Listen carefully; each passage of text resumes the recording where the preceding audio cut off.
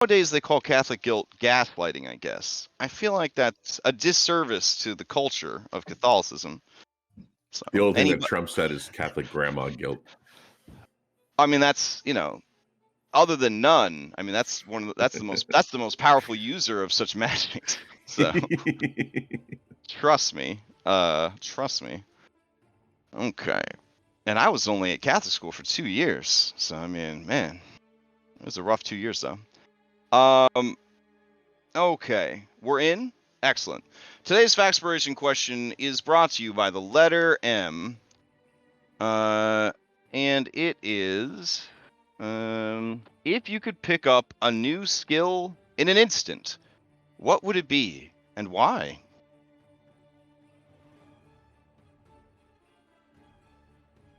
All right, so while you ruminate on that, would anybody for a point of DM inspiration like to recap what happened last week in this fine and exciting adventure? I'm going to be honest, this might be the easiest recap of all time. So if no one's willing to do it, I will do it. All right, got a 10 from Darius. Go once. Going twice. The lowest hanging fruit we've ever had on a recap. Thought comes in with a 5, but it's too cold, so he goes back in the backpack. We got a 10. Going once. Going twice. All right, Darius. Wait. Oh, wow. Thought tried again. That's really embarrassing. All right, Darius, you're up. All right. Last time on Curse of Strahd. So we had gone to the Raffenheim Kavani village that Reyes was from, and spent the night there, prepared ourselves. Pretty much got told that shit was going to be going down from the druids. Not good shit at all. So we decided that we were going to head south and go deal with that stupid tree of theirs. Maybe that will cut them off at some point. By heading south, we were going to be passing by that abandoned wizard's tower. Go check out, see what that is, see if there's anything that can help us. And since that's situated in the middle-ish of werewolf territory, we can go finish up our shopping list and get some werewolf parts. So we left in the morning, traveled for a while, had one of their werewolf hunters with us, Rick, and well, lo and behold, werewolf showed up. But they brought some new friends with them. Couple of big ass wolves. One that had like a white coat, like the snow. And then there was another big motherfucker, who was the alpha, or I guess one of their alphas. I'm not really sure how that whole thing works. So, they started closing in on us, and we defended ourselves. And it was, quite a tough fight. Shane was able to blow a hole through one of the big ass wolves, but the alpha saw that and was not going to have any more of that shit happen. So went over and kicked Shane's shit in. I had to pull the thing off of him while everyone else was trying to deal with the werewolves. They did not like me putting hands on their alpha, so I ended up literally getting dogpiled and trying to hold off as well as I could while everyone else was picking off the rest. Eventually, we were able to kill the alpha, and that seemed to have shook the rest of them. So as they tried fleeing off, we started picking them off one by one. I think even Baylor grabbed one and was chewing on it for a while. It's honestly kind of funny. But yeah, after a hard-fought battle, we were able to drive those werewolves back, and I think we got the hearts that we need for Mac and I. And now we just continue on to that abandoned tower. All right. You want DM inspiration or you want a Factspiration? Big DM. Okay. This man animes, because honestly, I would have accepted we fought werewolves and then dropped the mic. So thank you for your very, very good recap. All right. If anybody's interested in answering this Backspiration question. Go ahead and roll a d20 into chat. If you could pick up a new skill in an instant, what would it be, and why? All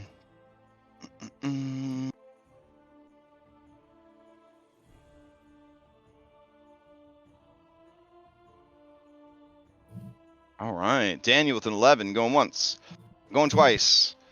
Sold to Daniel. Answer the question.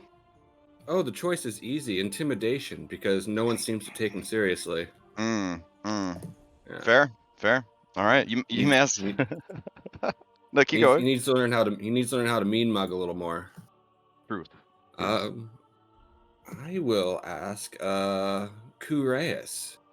What life skills he would have chosen. Kureus wishes that he had cook's utensils proficiency, because it would be nice to be able to make himself a flavorful meal when he is out and about. Since he has been banished from his people, he just has a lot of burnt meat, somehow hard as rock on the outside and very squishy and raw on the inside. He has no idea what he's fucking doing. So yeah, that would be pretty nice. Second would be survival. He didn't think that he'd need survival, because other people would always do survival checks, but now he's out in the woods alone. But he's got you guys now, so maybe he doesn't need to get survival after all. He's got a lot of skills he wishes he had. NPCs for the most part don't have a lot of skills, so survival is not one of them. Yeah. I mean, well, intimidation, obviously. I feel like he's an outdoorsy guy. Yeah. Listen, you could be an outdoorsy guy and just not very good at it. Yes. I go bowling, but that doesn't mean I'm good at bowling. You know what I mean? So, yeah. Listen, I don't know why he doesn't have survival. I think all the berserkers should probably have survival, but they don't have it in their stat block. It's a gross oversight, like Cat's not having dark vision and all other manner of ridiculousness. Okay, so with all that settled, you guys were on the scene collecting hearts and I believe boxing them in snow. Is that correct? Best as possible. I wanted to take care of some inventory stuff, the stuff I put in treasure. So sure, Tiernan, Daniel, Mac, and Izzy or Irenia, they get the stuff that was listed in there. Oh, okay. We were able to. I heard a name of someone that I am responsible for. Irenia gets 1 full healer's kit, 5 flasks, and 5 vials. I will add that to their sheet. Yep. All right. And then I'm going to send some potions over to Daniel. Tiernan. All right.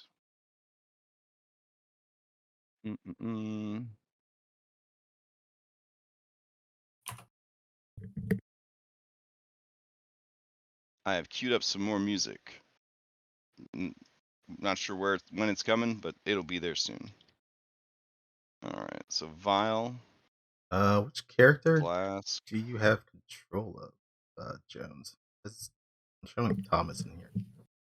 Yeah. Bottom left of your screen, there'll be some colorful dots. If you click on it, you will see your name, and you should be able to right-click and go to your configuration, and then you can change who your declared character is, which will make your life much easier. The more you know. Yeah. So from the amethyst chunks that we had sold, Tiernan, you're getting regular healing, greater healing potion. Daniel, you're getting regular. Shane, you would have gone the regular, but we had to use that to bring you up. Hey, happy to be alive. Shane, you would have gotten the regular, but we're trying to set you up to get this character killed too. So. Aww. Hey! You got a gift of a superior from your admirer, so yeah, he is doing a phenomenal job on his own. No one needs to help him. When I used my Bladefire vial, do I get the vial back? Ooh, good question. Sure. Okay. I like that we're at that stage. If I'll get potion bottles back too. Yeah. Well, you know what? Unless you we don't have throwing potions yet. coming soon, TM. Yeah, as long as you're just drinking it, you could keep the fucking bottles after you drink the potions. That's a great idea. Hell yeah. Yeah. I'm happy we're heading in that direction, honestly, of can I keep my potion bottle? That's where we need to be. Like, we've been too anime for too long. Like, my time in the Pathfinder world is changing how I feel about hands and what hands can do and all that stuff. Cries on Saturday. If I learned Oh, that anything was rough. from Baldur's Gate and realism, it's that every barrel should have a spare thieves tool kit in there. Oh my god. Yeah. Well, yeah, but you also consume the thieves tool if you fail. So Yeah. I don't know if we want that. Well, the compromise of the Pathfinder is that there's a 1,000. critical fail, you lose the lockpicks and you need a replacement.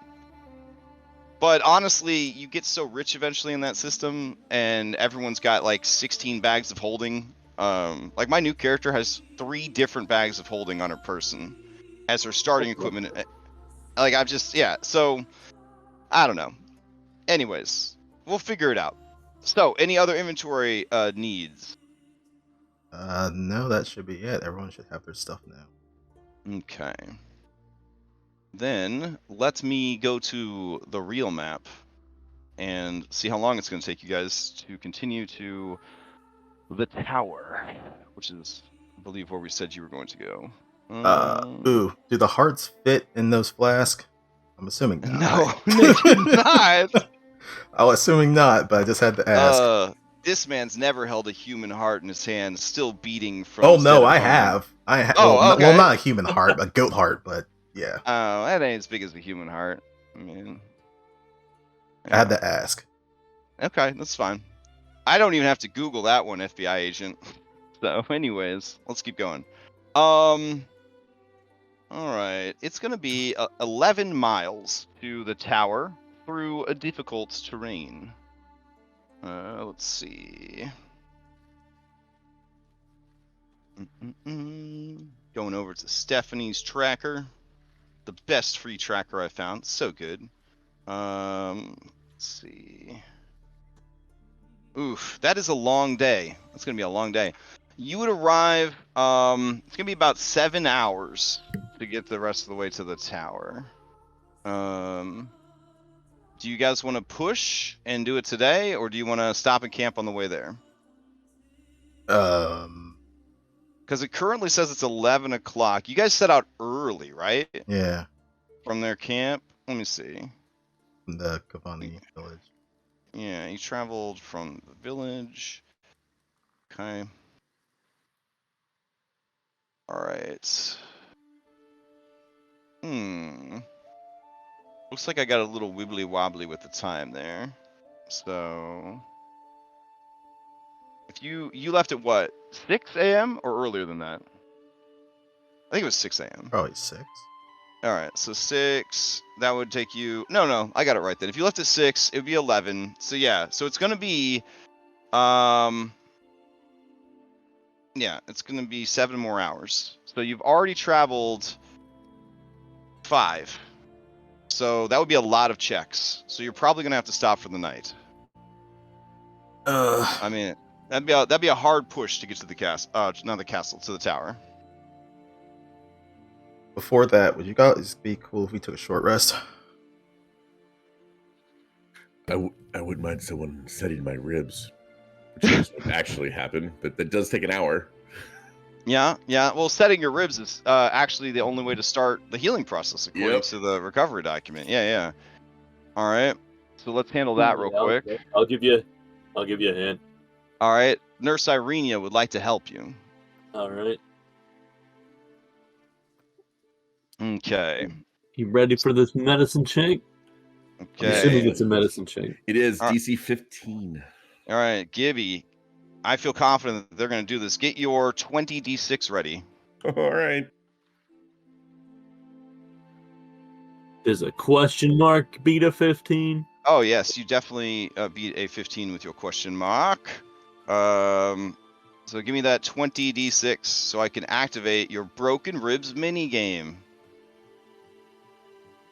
Oof, okay. Right. broken game. Increased amount. Completion target is 67. Currently at 0. I mean, that's lower than the average, the 70 Yeah, at that's least. great. So. Yeah, good stuff. Okay, so now you have a little broken ribs mini game. Magical healing can be applied to it to speed up the process if you have access to such things. And I can apply the healing before the wounds are gone. I just can't get rid of it until the wounds are gone. Is that right? Correct. Yep. Okay. Injuries cannot be removed until you have no wounds. Wounds can't be gotten rid of while you have exhaustion. So you gotta dig through the exhaustion to get to the wounds, dig through the wounds to get to the injuries. Got it. All right. Any other business as you guys attempt a short rest? Okay. The short rest is successful. No random encounter.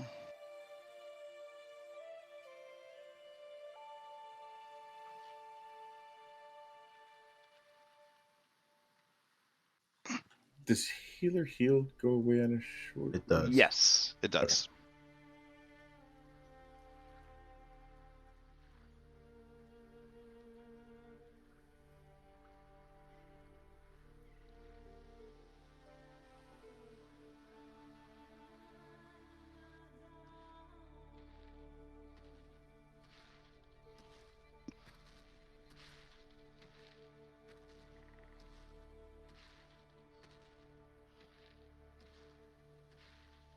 All right. How about we see how the next 3 hours of travel go, and then you guys can decide if you want to try and push or if you want to set up camp. Sounds good. You do technically have a guide with you, so let's see.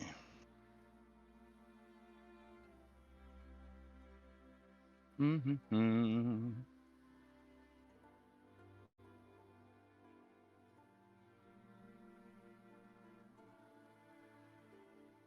you're in the mountains still, which is a pretty rowdy encounter table. Oof. Okay. All right. I will roll this dude's your guide's stuff. See if he's able to help you. Does anyone have survival training? Shane does. Okay, Shane, go ahead and give me a roll.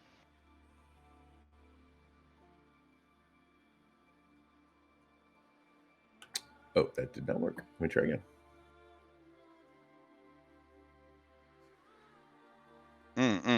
Okay. Tiernan, you hear them before you see them. There are, I can't believe I'm saying these words. There are 6 hill giants Oh, Jesus.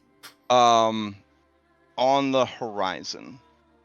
Do you guys want to try to avoid them, try to ambush them, or just roll up on them? Avoid. Yeah. Okay. Yeah. All right. I can't charm that many. Okay. You are a large group, so the best course of action would likely be to take a detour around them, rather than try to get everybody to, stealth past them. So that would add a bit more time to your traveling. All right. Do you want to travel any further today?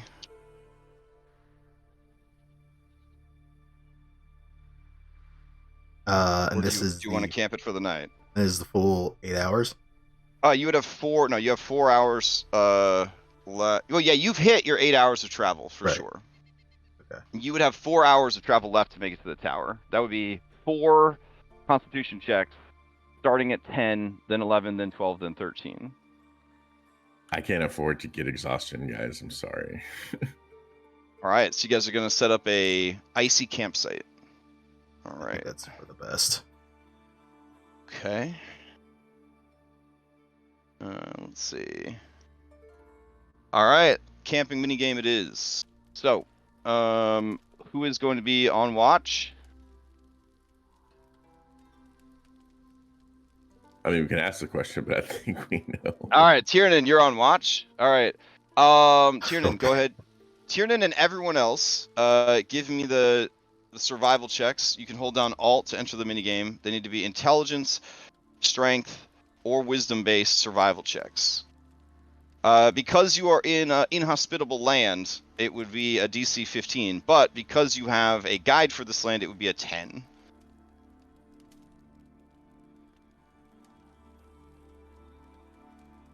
All right. I need one more from... Nope, I got them all. Okay. That is 3 failures. So the DC is going to be 15 for all camp activities in this mostly shoddy campsite built by very tired individuals. So, Tiernan, give me your intelligence survival to set up perimeter, and then give me your perception to represent how well you kept watch all night. While you're doing that, Shane, what is your camp activity? Healing a wound, or attempting to. Okay. Also, this came up on Thursday. The question was, if a camp is it counts as a short rest, when do you gain the benefits of that short rest? So I did some research, and you gain the benefits of the short rest after setting up the camp, before doing your camp activities and going to sleep. This is so that when you're doing your camp activities, you can assess the hit dice situation and figure out, do we need to do activities that would help get back hit dice because we didn't get all of them back because only a short rest. That also means that in the night, if you are attacked by something, you will be better prepared to defend yourself. But the downside of that means that if you get your ass kicked in the middle of the night, you're going to wake up with only the benefits of your sleep roll, the constitution check to see if you recovered an extra hit die from sleeping through the night. Which means you might end up starting the next day with a short rest to recover from the ass beating you got during the night. But that is how it is supposed to be done. So I guess in the whole time we've been doing this, we've never had a situation where we needed to know exactly when the short rest occurred, but that did happen on Thursday night. They've been having a lot of... It's a whole thing. So make sure that you trigger the benefits of a short rest before we settle in for the night. So if there are any encounters tonight, you would benefit from the short rest now, not afterwards. Okay. So Shane, you are going to try to take care of a wound. So I don't automatically get rid of one because that's a long rest, and this only counts as a short rest, right? Correct. Okay, so I have to roll for that. That is a con save, I believe. Let's see. For wounds, you recover 1 from a long rest. After completing a long rest with modest accommodations, you can try a save to get stuff back. But you're camping right now. So we don't get There is in camp activities under the basic activities. You can gain hit dice, recover hit points, treat injuries and wounds is one of them. Okay. If you're suffering from any lingering wounds, you may be able to treat them if you have sufficient first aid and resources and skills. So that's the one you're going for. Yes. All right. So by you choosing this action, though, you would be the one that needs to make the check. Oh, never mind then. I'll just rest for my activity then. Okay. If you want, because you're down bad pretty hard. Yeah. If you want, Irenia could help you with this essentially, and then we'll have her roll a check. But she won't be able to get anything that would give her advantage or whatever. But she could roll a check to try to help your situation a bit. I'll risk it because my medicine is only a +2 and I'm not proficient. Okay. And I had no healer's kit. So. All right. Sounds good. So let's check that. All right. Irenia. Gonna roll a medicine check for you. And what are we trying to heal today, Shane Masters? Just one of the wounds. Okay, just trying to get rid of a wound. Yeah, I got 3 of those suckers. Okay. This is the first time we've we've tried to do this, right? This treat injuries and wounds. If you're suffering from any lingering During wounds, a maybe let's treat camp, I think it may be the first time we've done Yeah. it. We've done okay. it during a long rest, like Mhm. when we first got the Barovia village. But Okay. think Well, during I'm just gonna set the DC at I'm just gonna set the DC for the skill check. Then we'll do it as a 15. So here we go.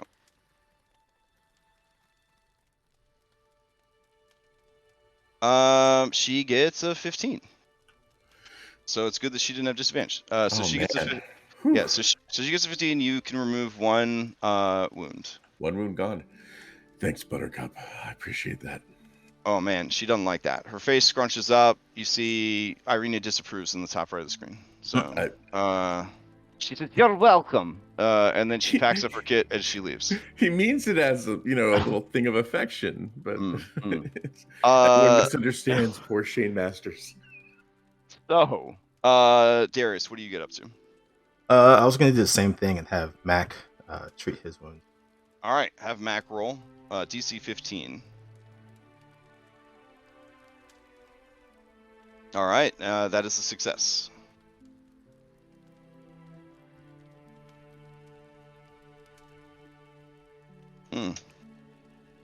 All right, and Daniel, what do you do? He is going to relax in solitude and contemplate the moral consequences of the day. Okay, give me a raw ass wisdom check, DC 15.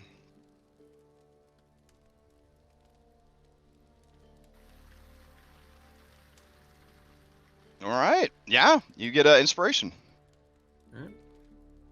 All right, I have Tiernan's perception on the books, and his perimeter.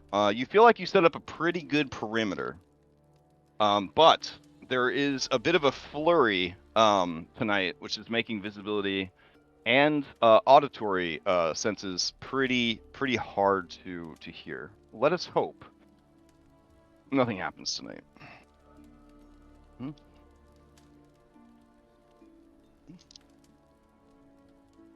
Okay.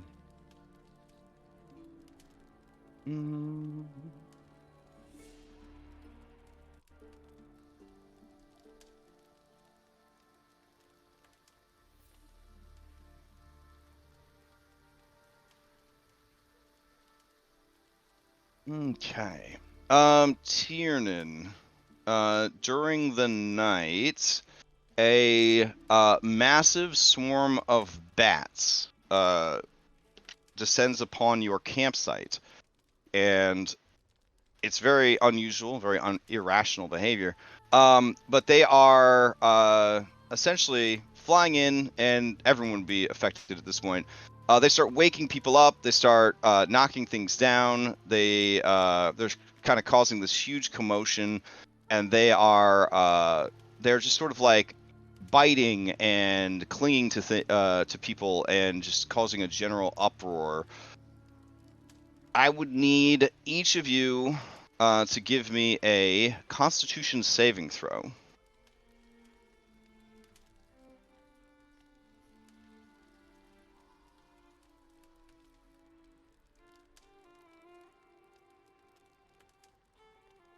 Okay. All right. I just need. That's all 4 of you. Yep. Okay. So, Darius and Shane. When the bats are finally done swarming, screaming, biting, clawing, many of them are cut down or killed, but there's just so goddamn many of them. They fly off into the night.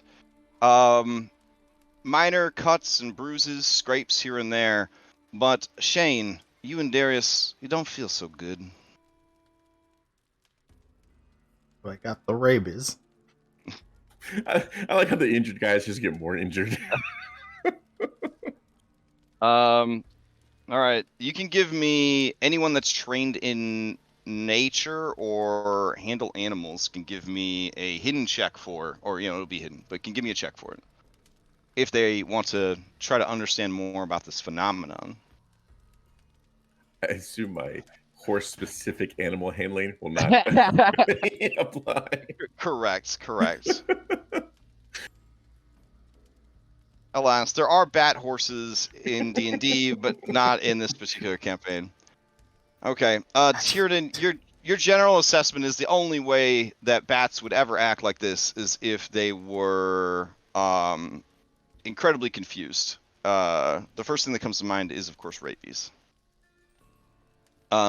Checking everybody, you see that most people got minor scrapes and abrasions, but Shane Masters, one of them got stuck in his hair, and it just bit him on the scalp over and over and over and over again until somebody crushed it against his head, just filling his beautiful Pantene hair with bat guts and guano. It's protein. It's all protein. Yeah, there's so much blood from the scalp wound. And then, Darius, when you shouted to get everybody organized and awake, one of the bats flew in your mouth, and so the inside, yeah, and then it panicked, and it just fucking wrecked the inside of your mouth. Yeah. All right, back to bed, I guess. Okay. Do we need medicine checks? All right. I mean, that's up to you. Do you want some medicine checks? Yeah, I would like to ask Team Triage what the fuck. All right, hold on. Irina comes over and she says, "Well, I can tell you right away. You should not try to eat a bat." Let's see. Wasn't there a hat? Wasn't there? Kind of looking at Tiernan and Mac. Wasn't there like some rock star who bit off the head of a bat or something? I don't know what Rockstar is, but a bard. You definitely have rabies. If it happened before 85, he would know Ozzy did that. When I say definitely, I mean, I'm guessing, but I think you definitely have rabies. Shane? That's something we need to take care of. That's... In my medical opinion, you should be fine. Okay. The confidence. Yeah. And she heads back to her bedroll and she goes back to bed. Irina, wait, what do you do for rabies here? Oh, hold on.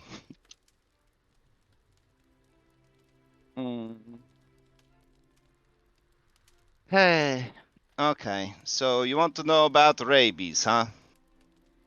I mean, I know about rabies, I just don't know what you do here in Barovia about it. Oh. Well, the same thing we normally do. We just, hold on a second. She opens her notes. Let's see.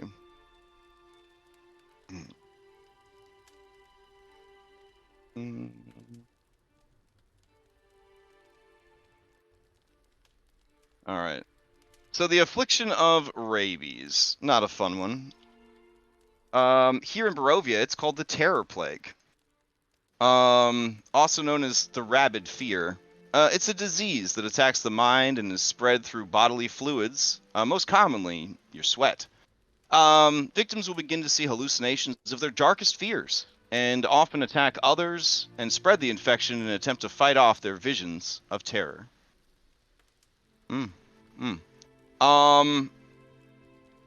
So you won't experience it until you try to sleep for the first time.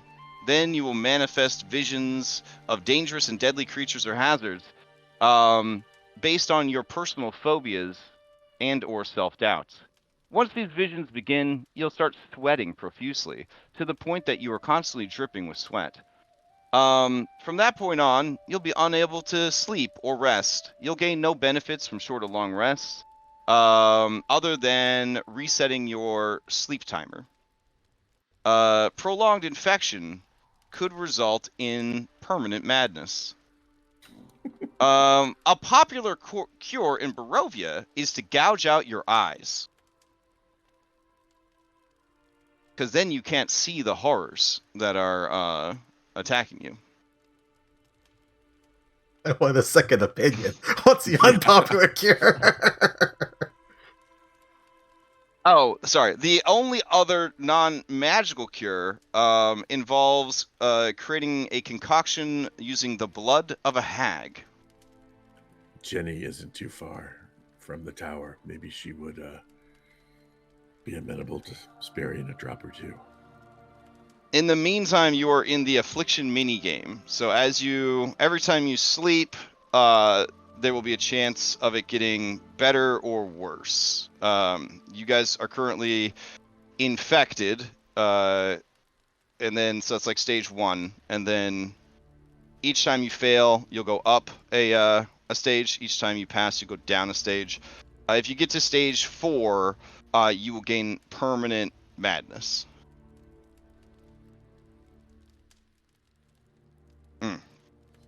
All right. And Darius, you're thinking of Ozzy Osbourne, by the way. I don't know if he's still alive in your time, but he actually is. Oh, well, I don't know how. All right, so you need plenty of rest. She says to Darius. She's convinced, Shane, that you don't have it. And she says, "You're pretty tough, Darius. Maybe we should tie you up, because we don't want you like hallucinating and punching someone to death." That would be pretty bad if I did that. Yeah. Right. Can you imagine that after you woke up from the night, you found your hands just like covered in blood or something, and maybe you had like some of their possessions after you did it. Who knows? I don't know what you're talking about, but there was that one night I had some. There was that one night at the Bastani camp where I had gold. I don't know where that came from. Anyways, is anyone good at tying knots? Daniel, you seem like the kind of man who ties a good knot. Well, I could give it a shot. All right, it is a sleight of hand. Oh. It needs to be so good that Darius can't break it with his athletics. I'm really good at that. If you need help. Oh, okay. All right. So you two, do you agree to be tied up? I'll agree. Darius? Tied up. You will? Okay. All right. With you tied up, everybody goes back to sleep. Okay. Not that he doesn't trust Daniel, but can Shane check the knots with his sleight of hand and just see if they're good? I'll like test them as he's trying to. Yeah, give me a sleight of hands with intelligence. Oh, okay. He might not go so well. He's much better with dex. Intel. Yes, there's a difference between knowing and doing.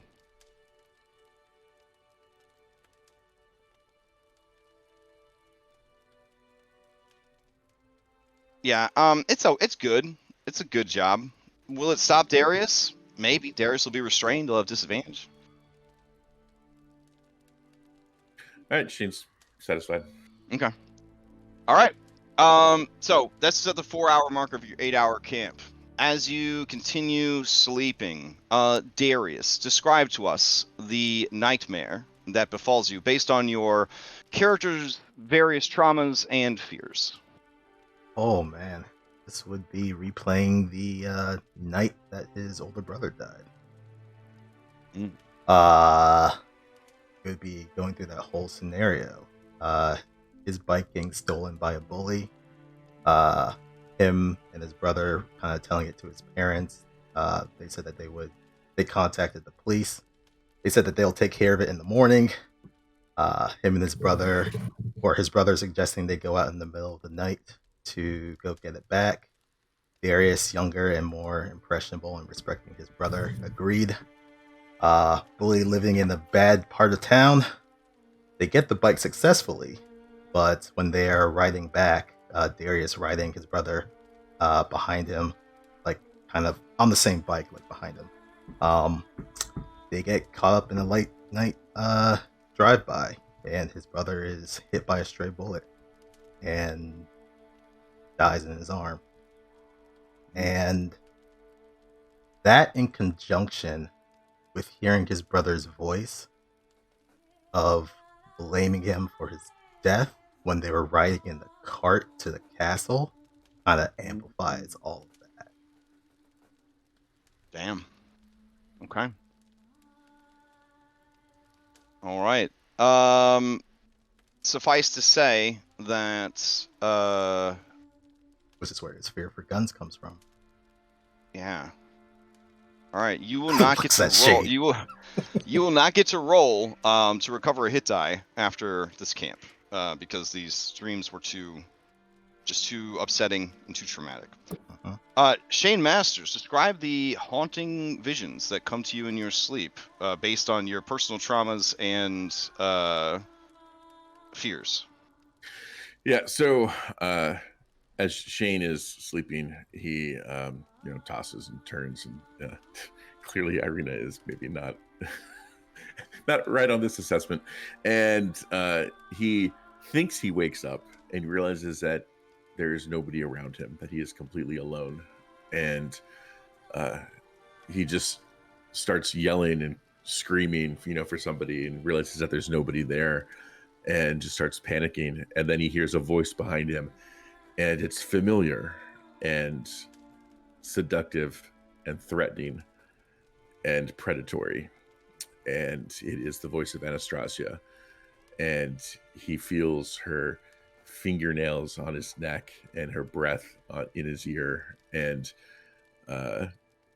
he just panics and screams out as she says that she has him again. And yeah.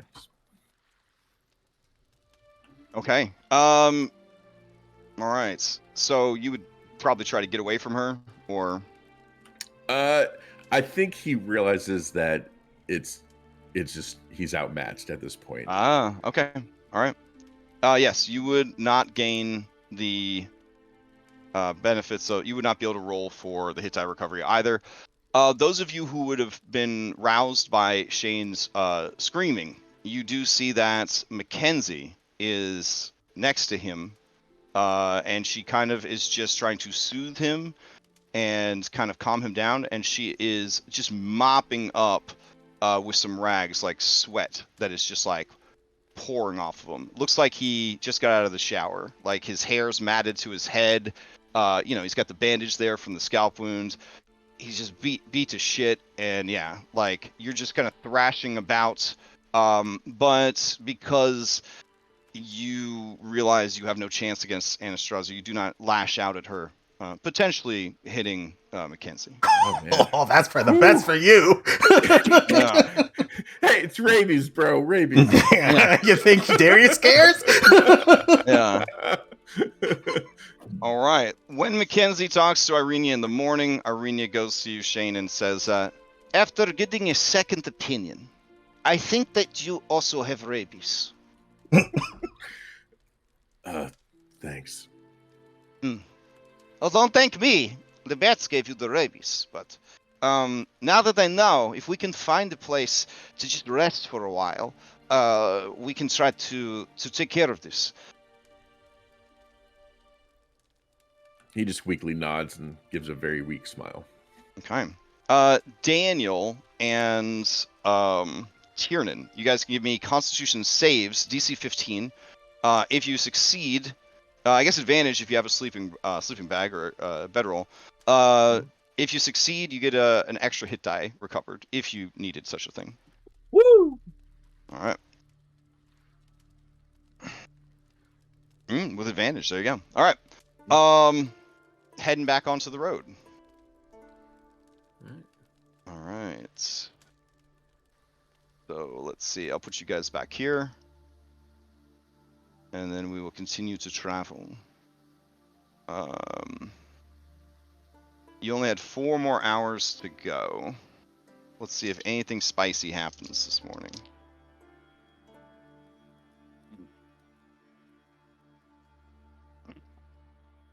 Yeah. RNGesus really doesn't want you to get to this fucking tower. You son of a bitch. Alright. Okay. That's fine. It's fine. It's fine. Alright. 2 hours in. Actually, I have to actually look this encounter up. Hold on.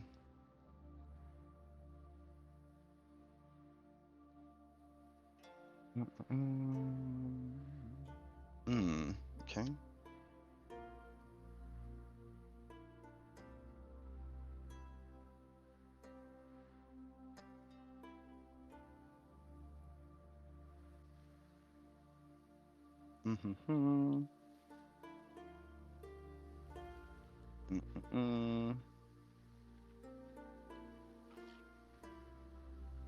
All right.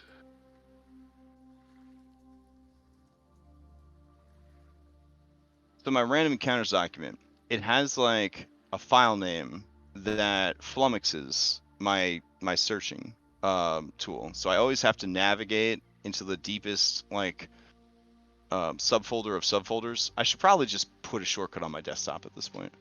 They should find now. All right. Oh, okay. So as you guys are progressing along the way, you see off in the distance what looks like an ancient stone cairn. If one of you had white hair and hunted monsters, you would say something like, you know, place of power. It's got to be. There's definitely it's definitely a draw to it when you kind of see it off in the distance. Your guide Rurik sees you looking at it and says, "Be careful. That is a shrine of thunder. Some seek it out for power, but some only find destruction." And Coreus looks off and he says, "I am already a berserker. Maybe." And he looks like he wants to head towards the shrine. Rurik grabs him by the arm and says, "You stupid boy. I will not let you throw your life away." Sorry, how does a shrine of thunder? Is that what you said? Yes. How does that?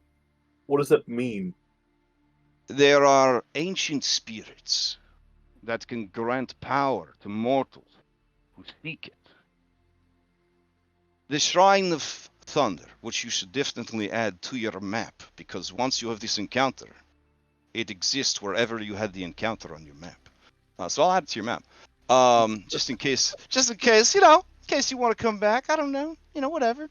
I like these encounters that build the map. They're fun. He says, some who have journeyed there have returned with the powers of the storm raging through their bodies, able to create incredible lightning and thunder effects in battle.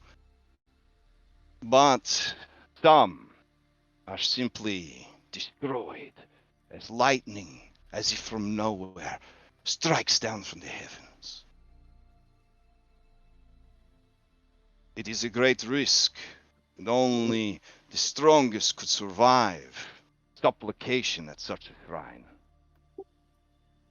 The other powers we've heard about in this land, the spirit that Coreus reached out to, the whatever it is that binds Strahd to the land, all of those have been very dark,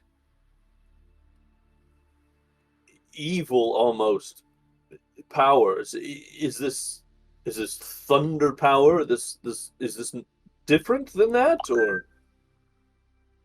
This is the power from that comes from the spirit of the land, not of you can tell that this guy, he's just like, I hunt werewolves. He's like, I don't know the best way to make you understand. It is If you just tell me no or yes, I'll believe you. Yes, well, none of those who have taken the power of the storm into themselves have lived particularly long lives, but they have certainly lived lives of excitement and power.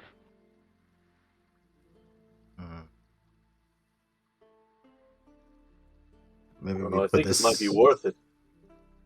Maybe we put this one on the back burner. We're here already.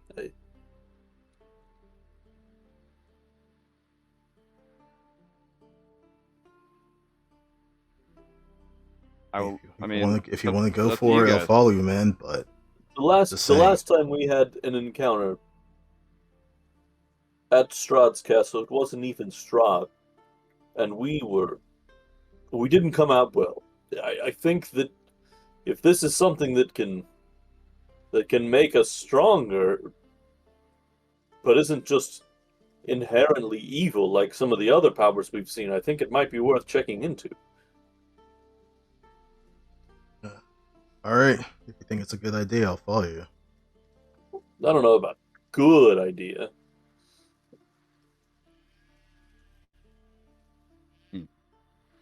What do you think, Baylor, old buddy? Baylor looks over at the shrine up the hill, and he says,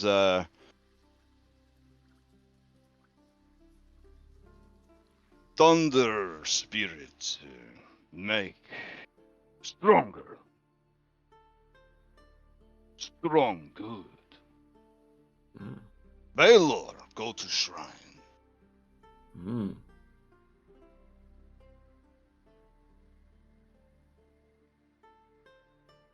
Well, I'll come with you. Okay. I mean, he'll look Right. he'll look back to everyone else. Yeah, like, as the Tyrann's going too. All right. let's get us a thunder bear. Okay, so you guys head up the hill to the shrine. All right. I just did an update. That's part of why we have to switch to 11. I can't actually update your map for some reason. So I'm going to draw a really long arrow, and I'll point at where it's supposed to be on your map. There you go. But the tools are not working for me to actually write anything.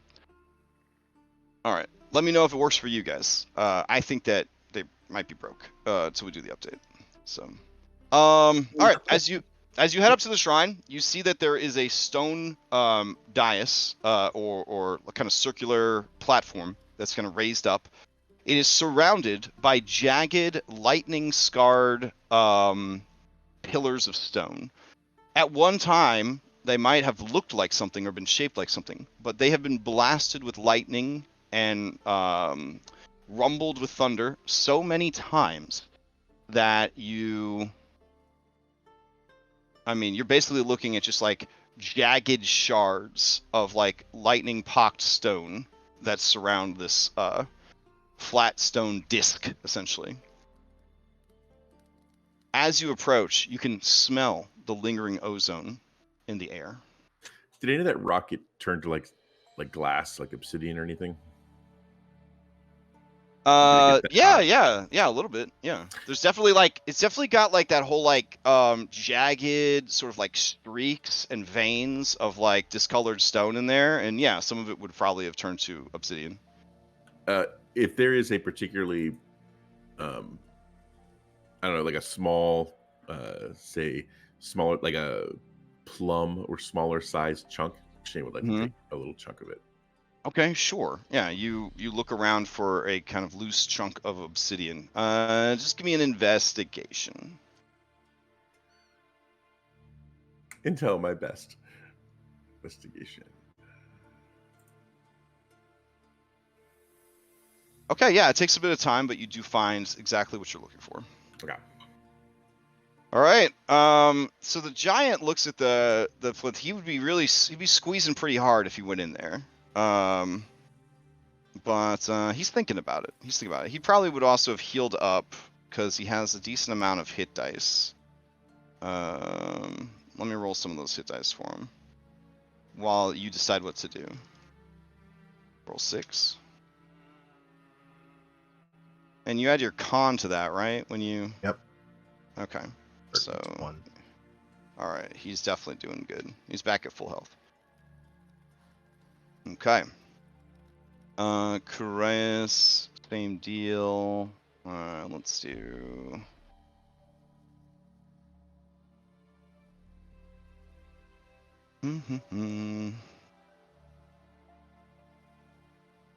All right. Cool. So he's back at full also. All right. Rurik and Correas did not go to the thing. They stayed with the group. Is there anyone who went with... Oh, or Darius, were you going up the hill, or is it just Tiernan? And you'll Shane... Oh, Okay, we both moved me. Oh shit! So you don't exist anymore. Hit Control Z. There you go. Okay. Shane and Daniel, did you guys go? I did not go. Daniel's on his shoulder. Oh, okay. So you are going. Okay. All right, then Claw would also go. Claw Yeah, got pretty beat up. F the power. I'm too injured. Okay. So 5d10s for this boy.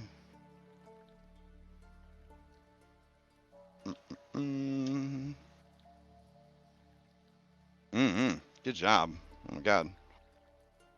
Okay. So what do you do? There doesn't seem to be any markings or any glyphs, just this stone platform and the jagged lightning pox stones that surround it. Darius will kind of take a look around the perimeter of this thing, see if there's any particular markings on it. All right. I would accept a survival or an investigation.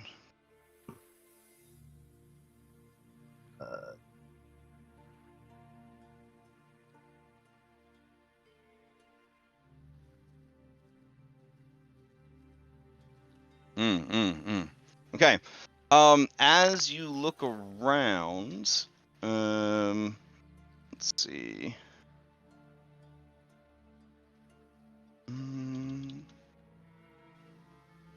You do see that growing nearby are, let's see. There is a plant that is described in one of the books that you guys got. And let me see.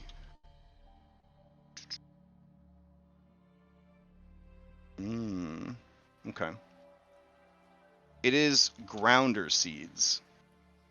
So, grounder seeds are something that you can get out of the pods of a hardy bush, more typically found in the plains. So it's unusual for the bee here, but they are said to have insulating properties, but also conductive properties, depending on what chemicals they get mixed with and how they are used.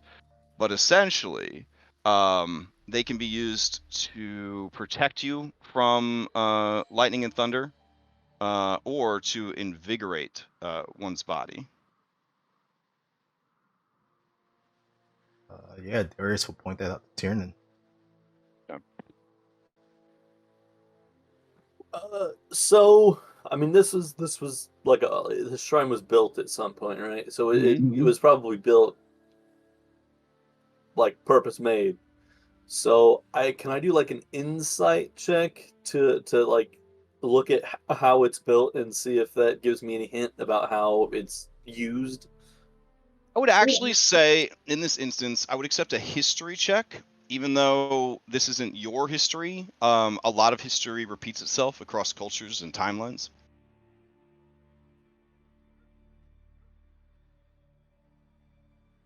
Okay. You are unsure, but your general vibe is someone or something gets placed in the center of the stones.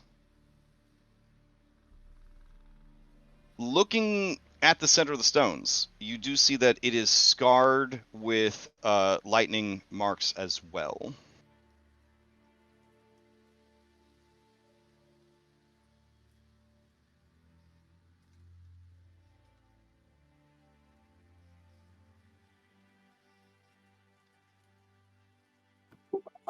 Do I know anything about how to like process these seed things into something usable, or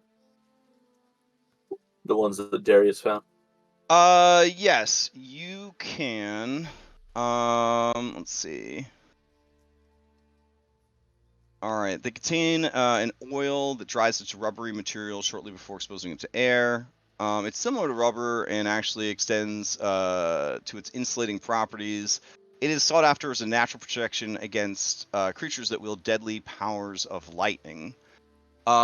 Essentially, you can make with it. a lightning ward elixir. But in order to do so, you would need the essence of air, which, when you ask, around the group, the essence of air basically implies a creature of elemental air that you've defeated, and before its body dissipated, you scoop some of it up into a vial, essentially. And then the other ingredient is crystallized amber, which shouldn't be too hard to come by. Now, you could just try to, eat some of the seeds or grind the seeds up into oil and spread the oil on yourself. But it would take a lot of seeds to do it, but it could provide you some short-term protection against lightning damage.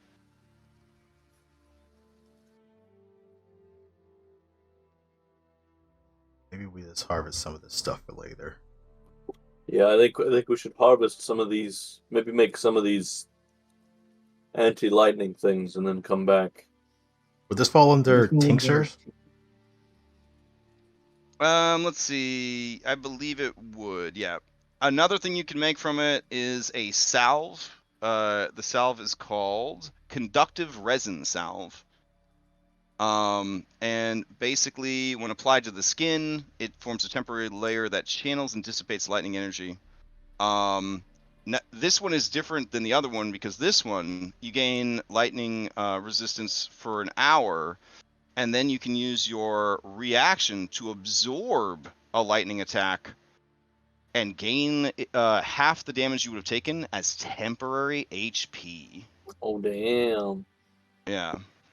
If that's the case, then Darius will call over Mac because I know she's tincture, so she can harvest Are this. those both tinctures, or? I believe salves also fall under tincture. Yeah.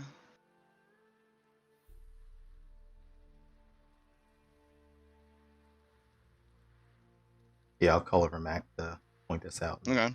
Have her harvest it. Okay. So you guys are gonna try to harvest the stuff up. Yeah. Okay. So I just need a herbalism or nature check to scoop all these guys up.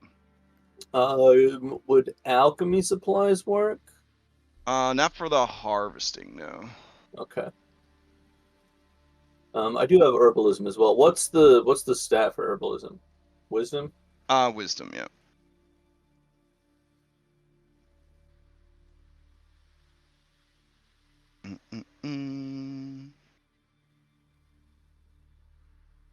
Okay, yeah, 25 is going to be enough. You are able to harvest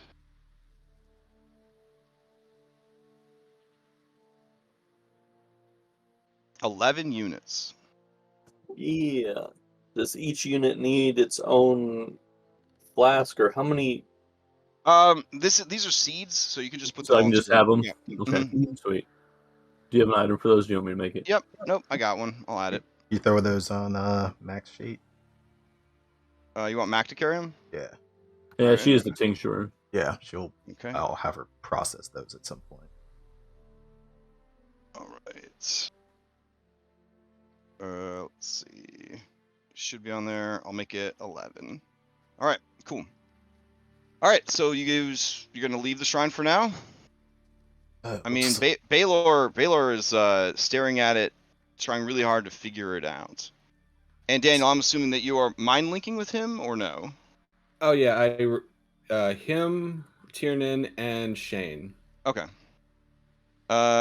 He is going to start with you on his shoulder. He's going to start heading towards the circle. All right, well, hey, wait up, and he'll climb down. Okay. Yeah, I'm gonna step back a little bit and then watch. Okay. You you said something needs to be placed. Let it turn. Okay. Baylor walks into the center of the shrine. As he does, the air grows still. There is a rumble in the cloud cover above. The flurry picks up in intensity, and then all at once, the winds stop and everything is silent. and then lightning strikes Baylor. For 95 points of damage. He tries to make a dexterity saving throw. He fails. He takes 95 points of damage, which would cause an injury.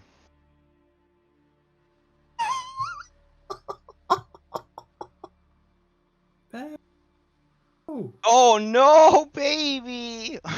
His foot got blown off. Well, 95 points of lightning damage. I don't know what. We have a reed-sized crutch in the wagon. He'll be fine.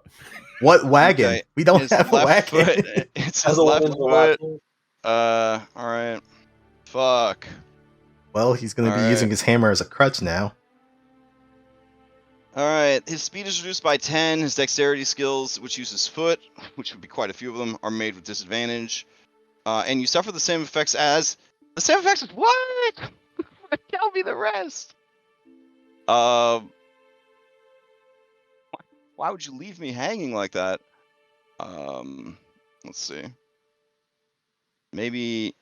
Oh, maybe it's the same as broken. Let me see. Oh. Your speed is. Oh no, that's. Oh, it's not broken. It's destroyed. Yeah. That's what I did wrong there. Okay. Somehow broken is worse than destroyed.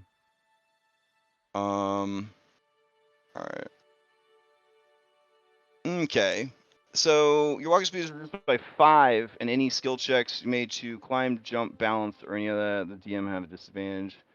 The cost of boots is halved. Oh, that's adorable. Okay. All right. So yeah, he stumbles because his fucking foot got blown off. But he is holding on. And that is when the second one strikes. We need to move him like ASAP. This one coming down for 10d8 for 51, which is not his bloodied value, but it does drop him to 0, even if he makes the dex save.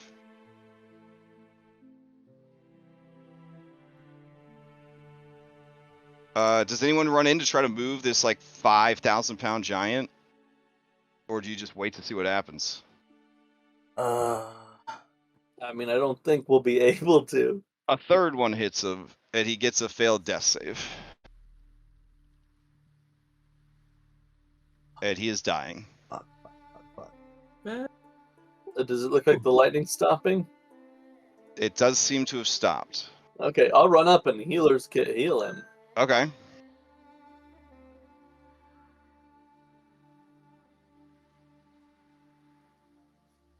All right, so he gets 6 plus his hit dice?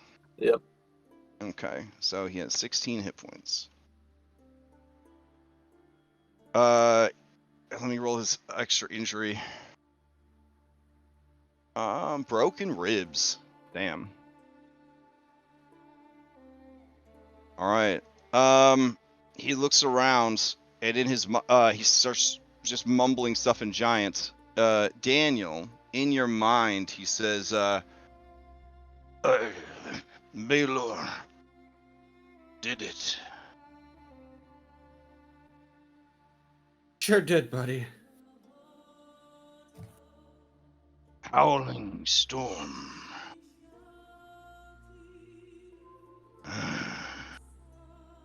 And then he closes his eyes, and he just lays there.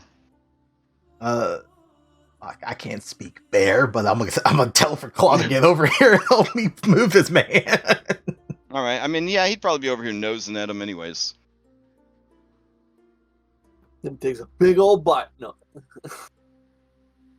Okay. Daniel, he just seems content to lay there.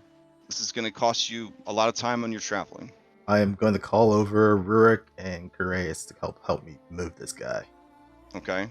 The others watch from a distance these 3 consecutive strikes of lightning.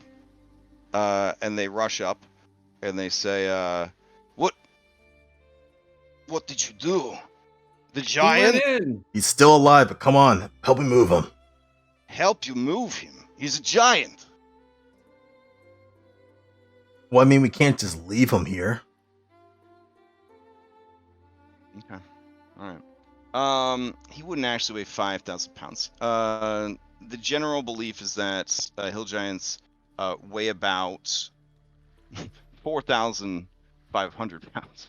So there you go. Yeah, Just 500 less. I was estimating based on my memory. Yeah, they're very beefy. I don't know, man. Without tools and stuff, I don't know how you'd move him. He's not dead though. He's just sort of laying there.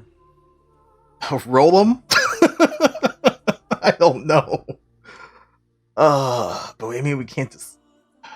Fuck.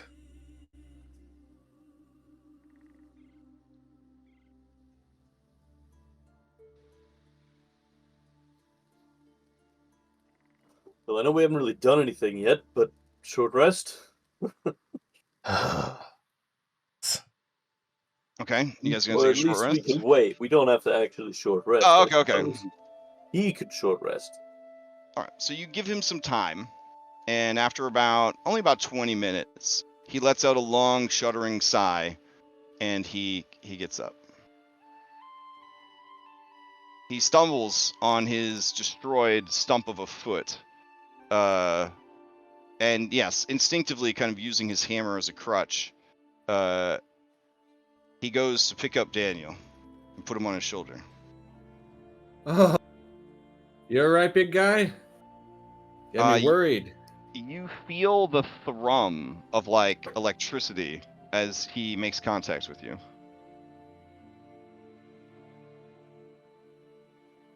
Daniel will ask him very quietly, was it worth it? Don't know yet.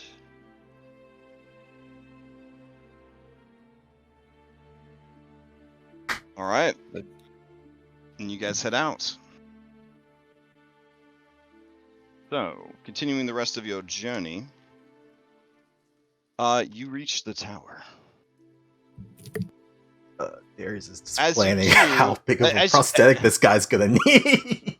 As you reach the road that would branch towards the tower and Lake Baratok, and then towards civilization, Rurik departs.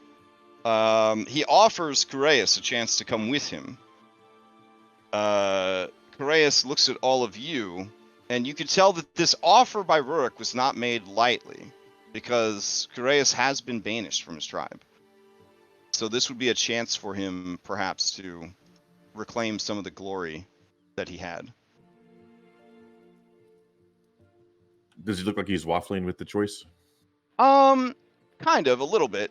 But, like, really he just wants to go. But it's like if you wanted to try to sway him to stay, you could try. But otherwise, it does seem that his intent is to take this offer.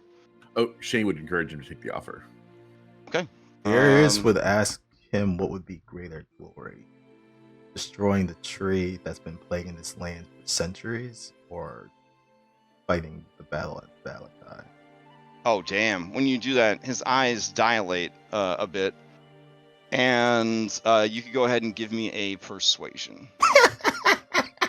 I was just asking the question. I was actually trying to persuade the boy. Words have consequences. Yeah. Oh, damn. He says, "You are right. I'm sorry, Rurik. I will redeem myself to our people, my way. I will travel with these folk, these heroes, and I will put down the menace at its source. Tell the others, especially lovely sexy Dula. I will think of them as I swing my axe." Irene makes his face like, that doesn't seem like something you'd want. All right, whatever. He walks past her to give Darius a son of a bitch handshake. What the fuck did I roll? What my minus 4? You rolled a 19 and a 20. What the fuck? Yeah. So, given that you offered him a reckless, foolhardy, dangerous route, that's something that the Spirit of Rage of Madness is all about, baby. So, there we go. All right. I'm going to clump all you guys up so I could hero stack you, take you to the next location. Oh, Thought too. He's going to be very excited about this. Okay. All right. Let me change out some musics here.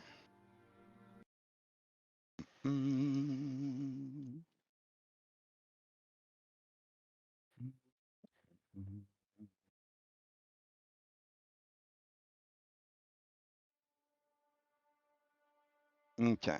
As you guys finish the last leg of your journey and you approach the scene, I will give you your bumper sticker before I forget. All right. Lake Baratok. Ooh, there's 2 Lake Baratoks. Let me see, which is the right Lake Baratok? Oh, it's definitely this one. Okay.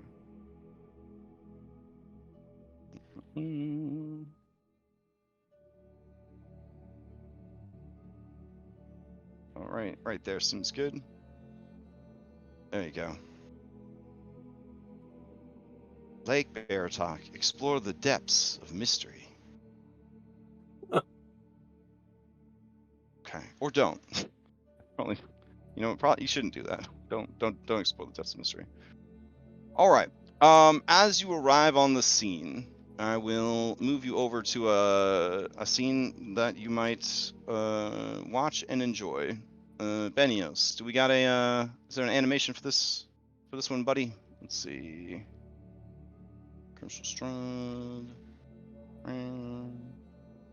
Overview Benios of the map. tower. Yeah. All right. So there is the mysterious tower. For some reason, there's smoke coming out of the chimney. That's weird. So as you guys approach, okay. You come As a to player, Oh? the gargoyles are giving me a Oh, PTSD. are they? Are they? As you approach the tower, you come to a cold mountain lake enclosed by misty woods and rocky bluffs. Thick fog creeps across the dark, still waters. The trail ends at a grass-covered causeway that stretches 100 yards across the lake.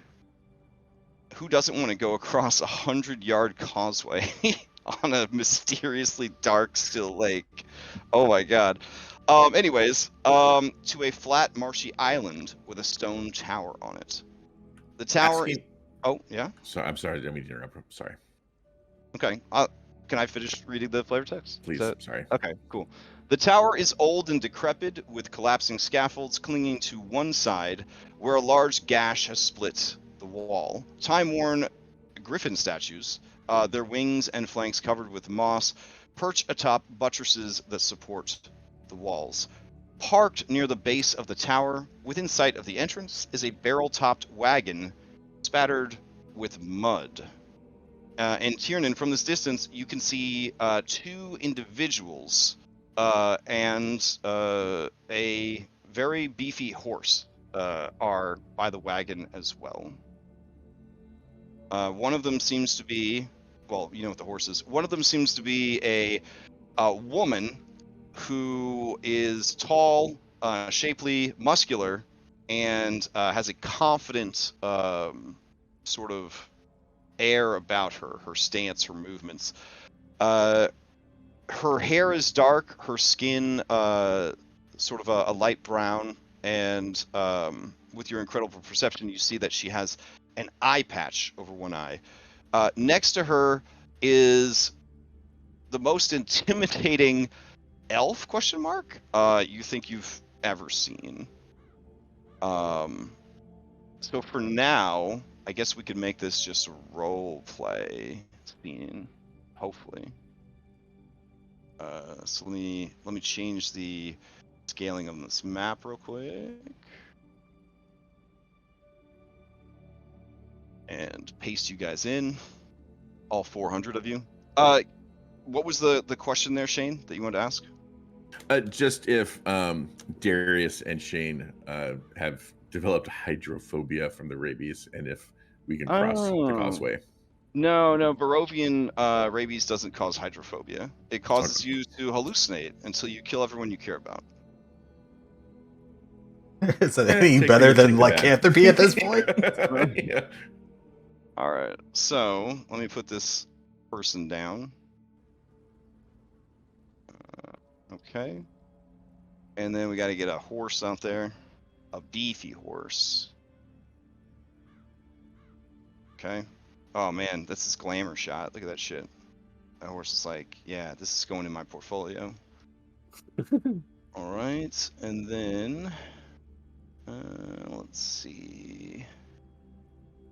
There was one more.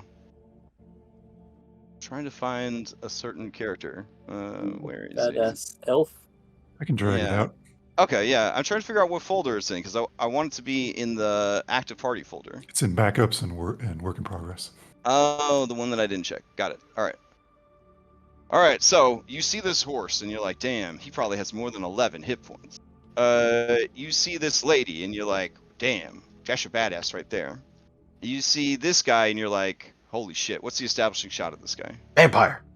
Well, you guys have seen Dust Elves before. This guy's a little bit different. He is very tall for an elf, probably about Darius' size. He is very swole for an elf, probably about Darius' size. Physical perfection, except for, well, the significant feature on his face. He has what's called a Barovian smile. It looks like someone has torn his cheeks open, and then they've been healed back together. And probably Tiernan, with his godly perception and medicine, would know that this has happened repeatedly. He has multiple tattoos over his body. They all look very professionally done. And he is very lightly clothed, does have a sword at his side, and appears to be kind of keeping an eye over the entire situation as you all approach.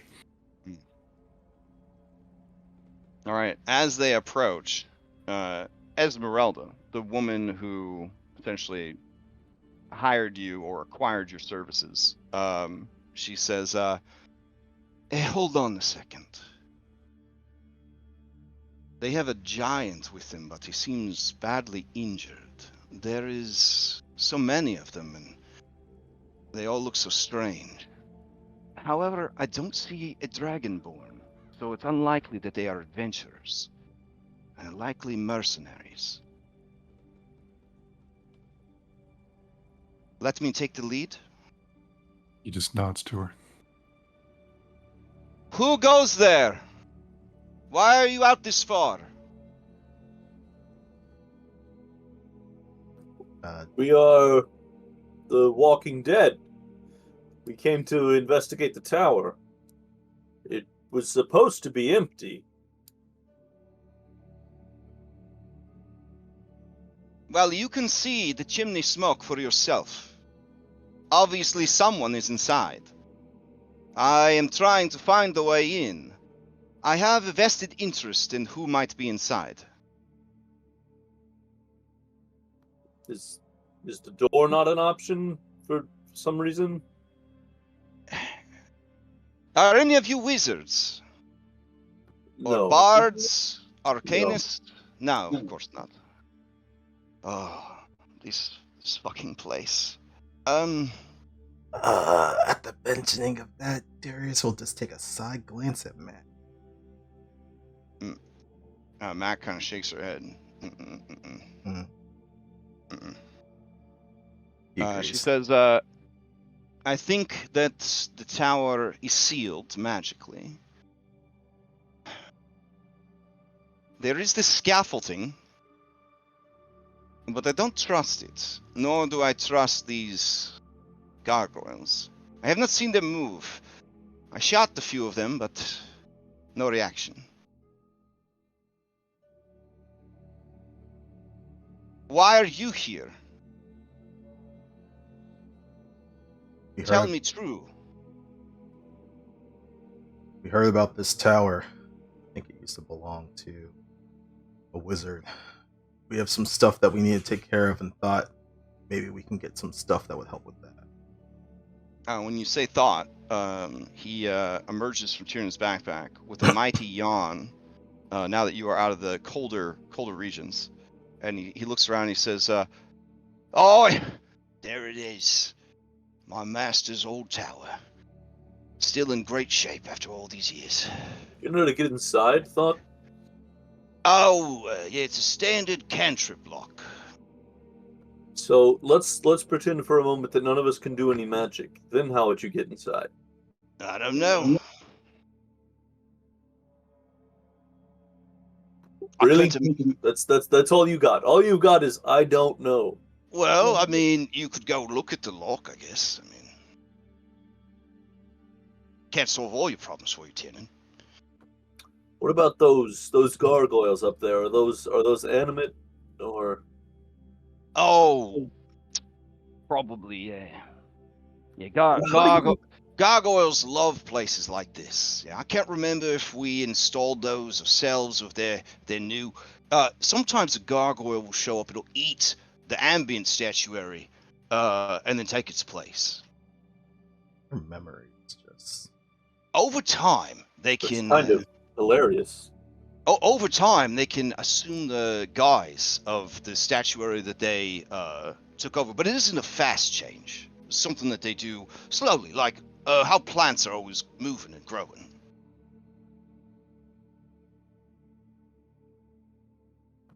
Right. I guess we go look at the lock then, right? I guess. All right, do you guys approach? Yeah. All right. Liar, as they approach, Esmeralda says, "Stay on guard. We don't know what they're capable of. If they have tamed the giant, no matter how pathetic of a specimen it is, they must have some guile about them."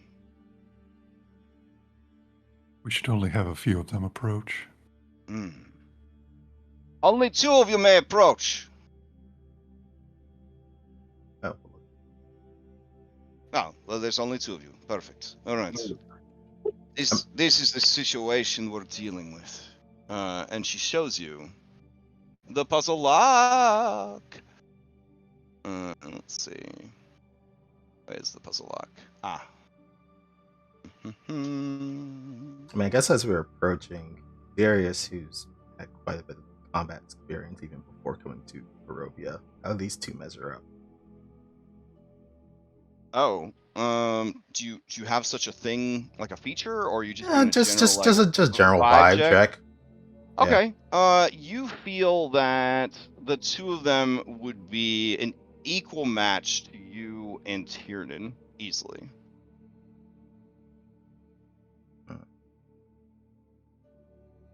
Just based on physicality and confidence and poise and all that. You can't imagine that they'd be able to beat all of you guys, but the fact that they're so confident makes you wonder if there's more that beats the eye. All right, do you guys see the lock? There you go.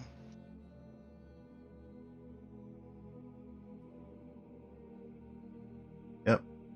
Yeah. So on the door, where like kind of at lock level, where there should be like a lock, is a stone band that goes across the width of the door.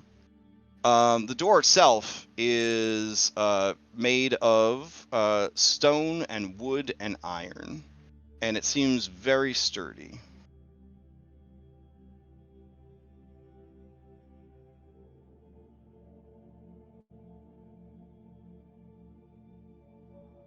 What do you think that second symbol mean? So fire, lightning, okay symbol? I think maybe that's like necrotic, right? There's some I mean, it's a skeletal hand. I'm not sure what that second one is.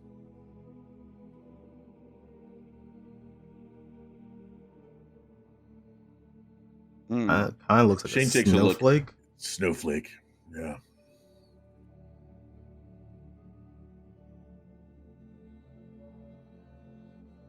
Thought pokes his head out of your backpack, and he says, "Oh, right.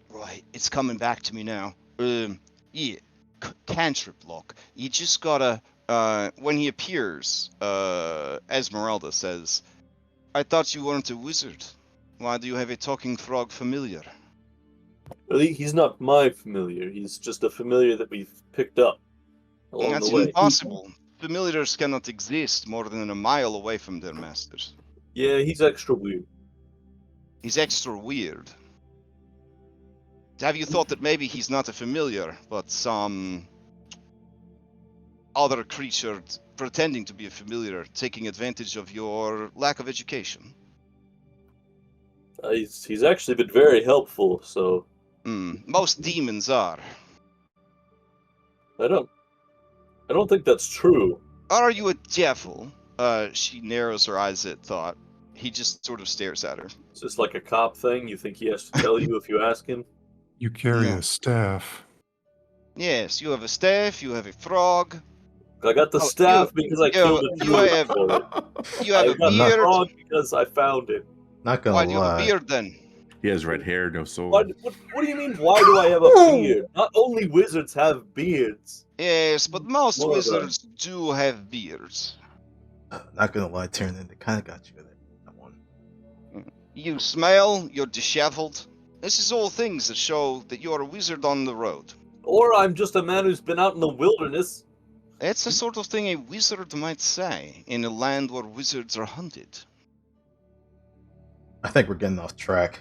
Here, if this would enable you to trust me, and you see sparks of fire appear at her fingertips, I am versed in the arcane arts as well.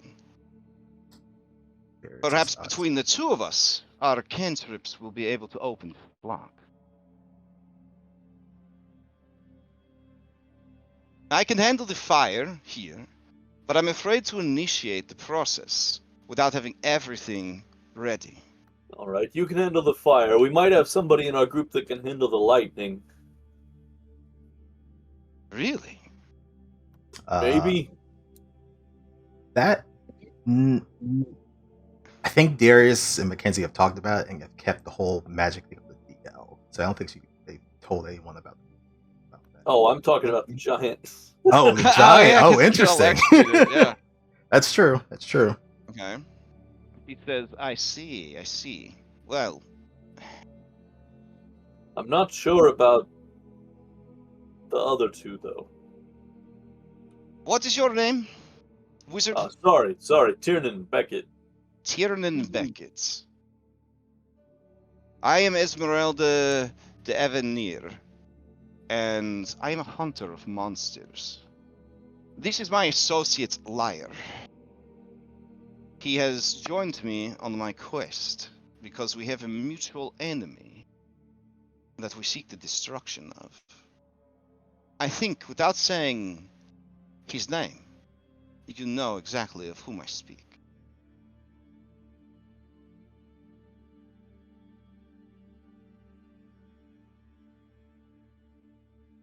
Good. And what is your name? Darius. I see. Darius King. I want the three of you to tell me 3 reasons why I should trust you.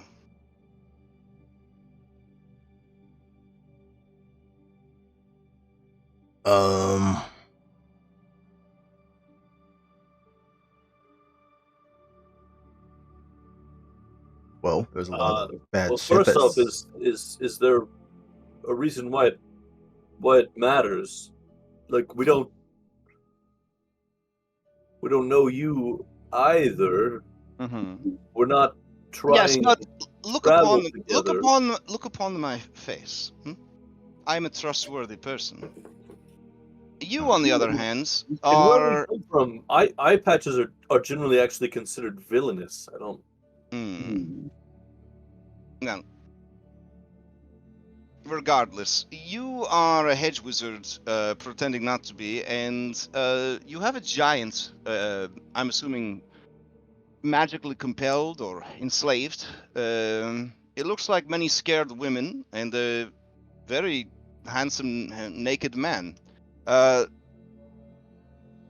You say you're the Walking Dead, and I have heard of you. Your reputation is not great, but it is notable.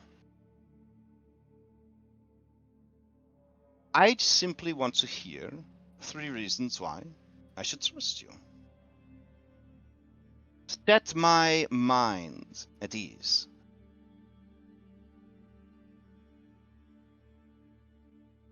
I mean, this was just a pit stop, but we're gonna go uproot that stupid tree down to the south. Tropical Forestry. I will accept that as one reason. Looking at this lady's appearance, Mm-hmm. am I getting Stani-ish vibes from them? Ooh, give me an insight. I will give you advantage. I'm going to use deception so that they can present themselves in the manner that they would like to be seen. Oh yes. This person is definitely of Astana, but she is definitely a monster hunter.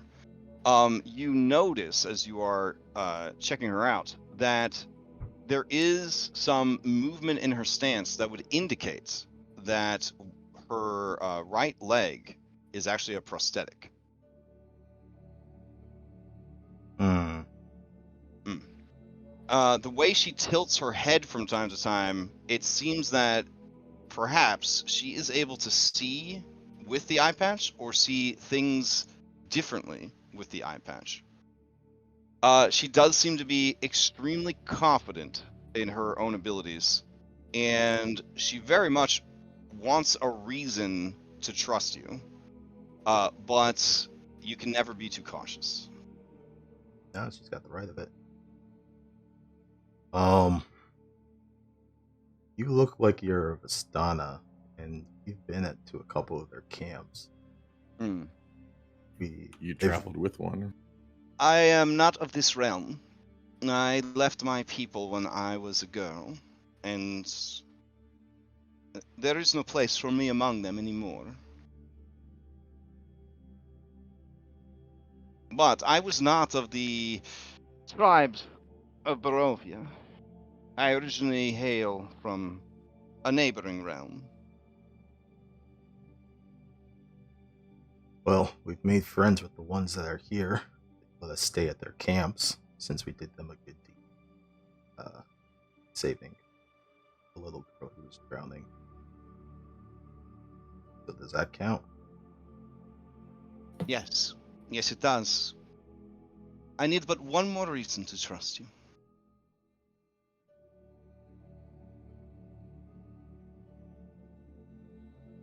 Hmm. I think the third reason should be that we haven't done anything to make you mistrust us. Attack you, we walked up to you, you asked us to only send 2 of us, we only brought 2 of us. All right, fair enough. I am looking for my mentor, a man named Van Richten. Rudolf Van Richten. I am to understand that he was last seen during the Civil War at Valakai. He was going under an alias, Richard Kreskov, I believe. Oh, we met him. Old man Richard used to hang out at the Blue Water. Mm. They said that he had a weird wagon with them that stole him to try and fight off people. Liar's people saw him flee from the city, and some of the scouts followed him here. There is no sign of his wagon or of his passage. The wagon's back in Valakai. The fool never liked to be too cold. And she points to the smoke coming out of the chimney pipe. I think that he is inside, and I would speak with him. He left suddenly on what I can only assume is a suicide mission.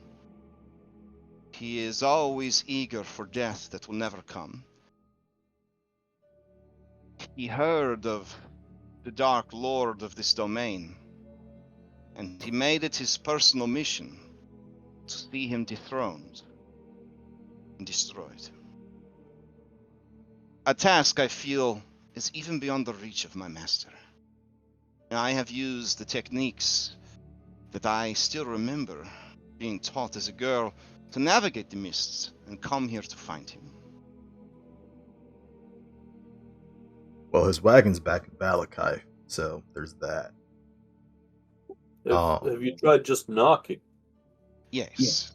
Okay. Well, He I is figured it was worth asking. Despite being the greatest mind I have ever met, and a man of incomparable skill, he has many demons. Not literal ones like the one on your shoulder, but... He's not a demon. Okay. He has a disease of the alcoholism. I have no doubt he's in there drunk and completely disabled. I do not feel like waiting. I am impatient.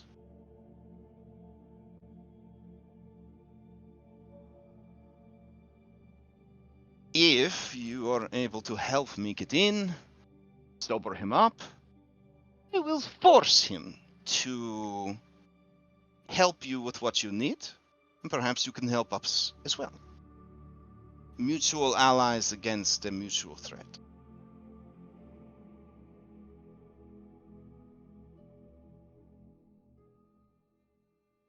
I'm gonna be straight with you, lady. Mm-hmm. He did ask us to assist him fighting off the threat in Valakai. I see. How did that fare for you? Well, I heard no reports of the Walking Dead doing anything during the attack. no, because we definitely weren't strong enough to do anything about it. I see. I know when it'd be a death wish if you were to go in. Yet you are strong enough to enslave a giant. Well, that was after. I see.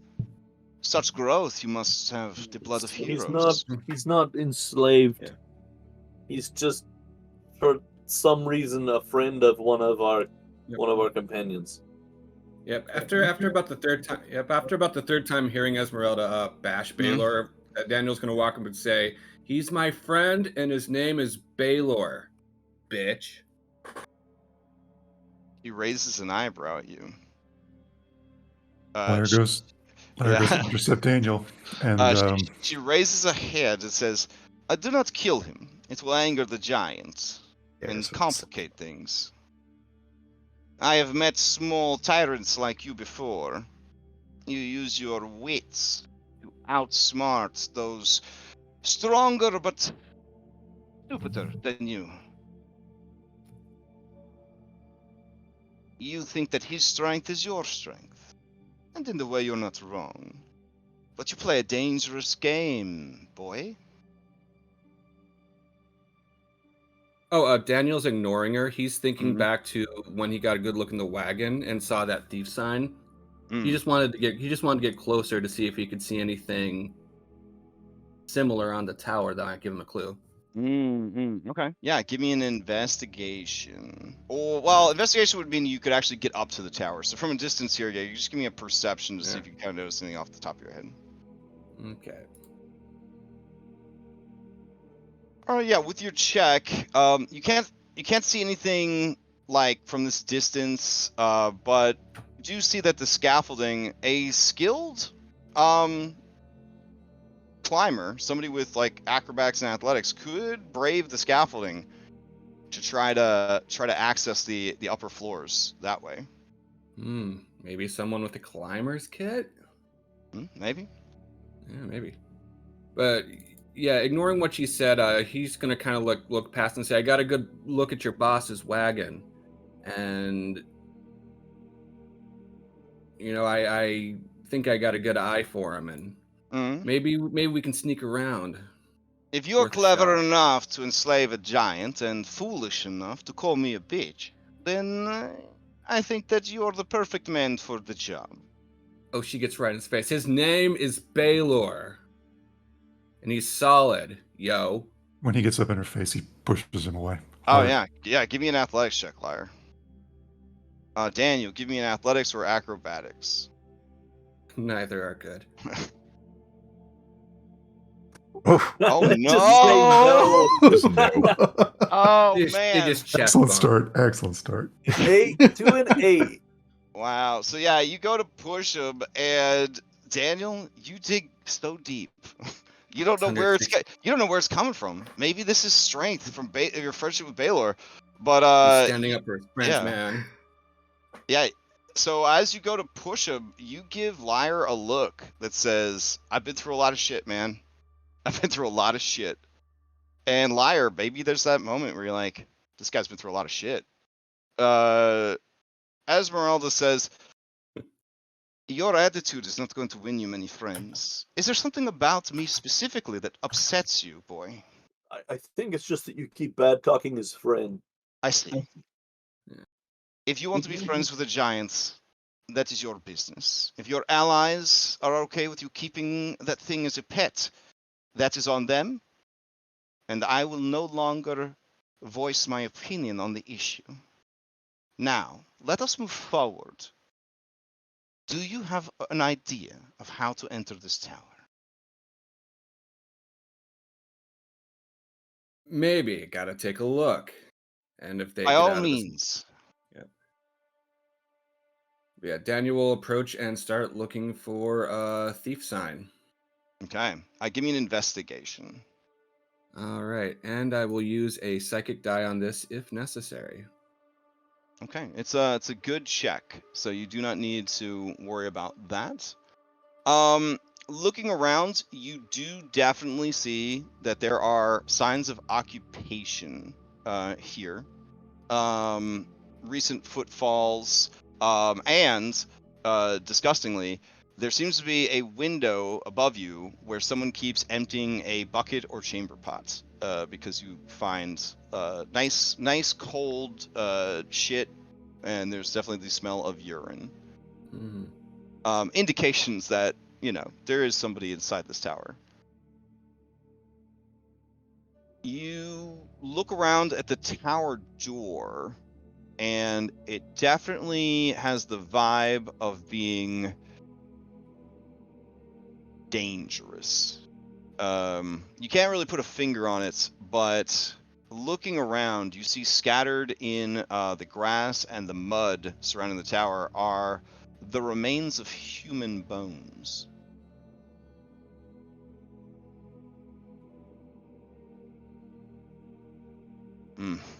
From what you could tell, the scaffolding looks usable, but definitely dangerous.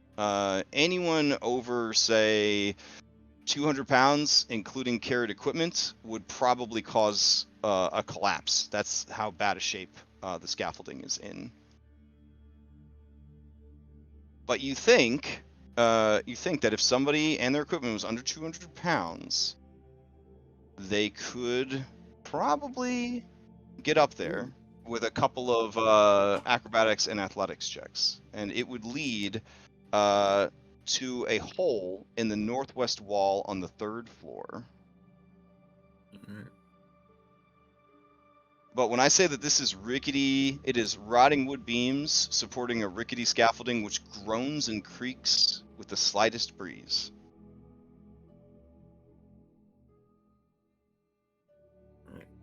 All right. And as you were looking at the scaffolding, you do see essentially thieves sign that indicates no heavy for the scaffolding. So if you had not been able to suss that out yourself, you do see that there's thieves sign that says no heavy. Fair enough. That looks like our way in. Now Daniel's skinny enough, but he's got them broken legs. He limps heavy. She says, the scaffolding is the way in. It did not look safe to me. Yeah, I Well, think did I you- agree. Oh, Well, you That have you being volunteer- tried said, I don't really knocking? know of any other way. And I'm so sorry. We got off to the wrong foot. She extends a hand to you. I'm Esmeralda, the Avenir, and you are? Daniel. Nice to meet you. Daniel, no surname. Understood. Yeah, I've noticed that. A lot of these people don't seem to have last names. Daniel, are you volunteering to use the scaffolding? Let us know what you find. If you can find my master and rouse him, perhaps he can open things up for us. Yep. Well, Daniel's gonna just survey his party and see if there's anyone else about his weight, because he's like 160. All right, this is confession time, guys. What's everybody's weight? Darius is actually under 200 because he This was is the fulcrum of the campaign. part of lightweight division. My weight section on my character sheet is blank, so I guess I'm weightless. I'll just. Well, now you What? have to fill it in. Now you have to fill it in. All right. I don't know. I'm really bad with like knowing how heavy things are. I have no idea. A general rule He of would thumb be I found bigger is than Daniel. He would. if you have a high strength, your weight would be higher because muscle mass. If you have a high constitution, that's a good indication that your weight might be higher. Oh yeah, Some- his is yeah. gonna be. He's got a decently high strength and he's got a really high con. He's gonna be like up there. I just don't know what's a reasonable number. All right, is he fit because he works out, or is he fit because of his lifestyle? So I don't think he'd be built like Darius, but he'd Okay. be like he's shorter than Darius, I think, and like stockier. Think like I don't know if you've seen. So The let's put him at like 200. Amos. Yeah, let's put him at 200. Okay. So you're definitely strong, but that strength, a lot of it comes from your bulk. Explaining your constitution being very high and then your strength also being high. If you had like a high strength but a low con, the general sense is that you would be very wiry, like an anime protagonist. You'd be like very strong but Bishonen skinny kind of deal. Sometimes people will say that if they have a low dex, they are a little chunkier because they are a little more So really, whatever you guys say your weight is, your weight is. You don't have to explain it, but you could. Darius is 199.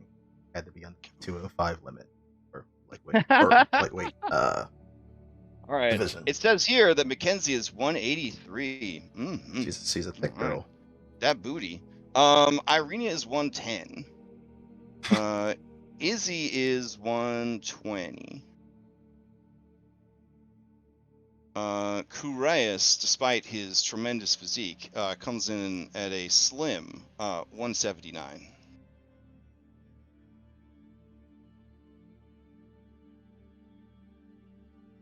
All right, Baylor weighs 4,000 pounds. He's actually on the smaller end of the giant scale. Ooh, actually.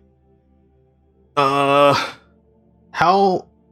high up is the opening? Law weighs 600 pounds, if anyone's curious. I think that's How high? perfect for a It's the third. It's the third floor, so that'd be like 60 feet up. That'd be quite a fall.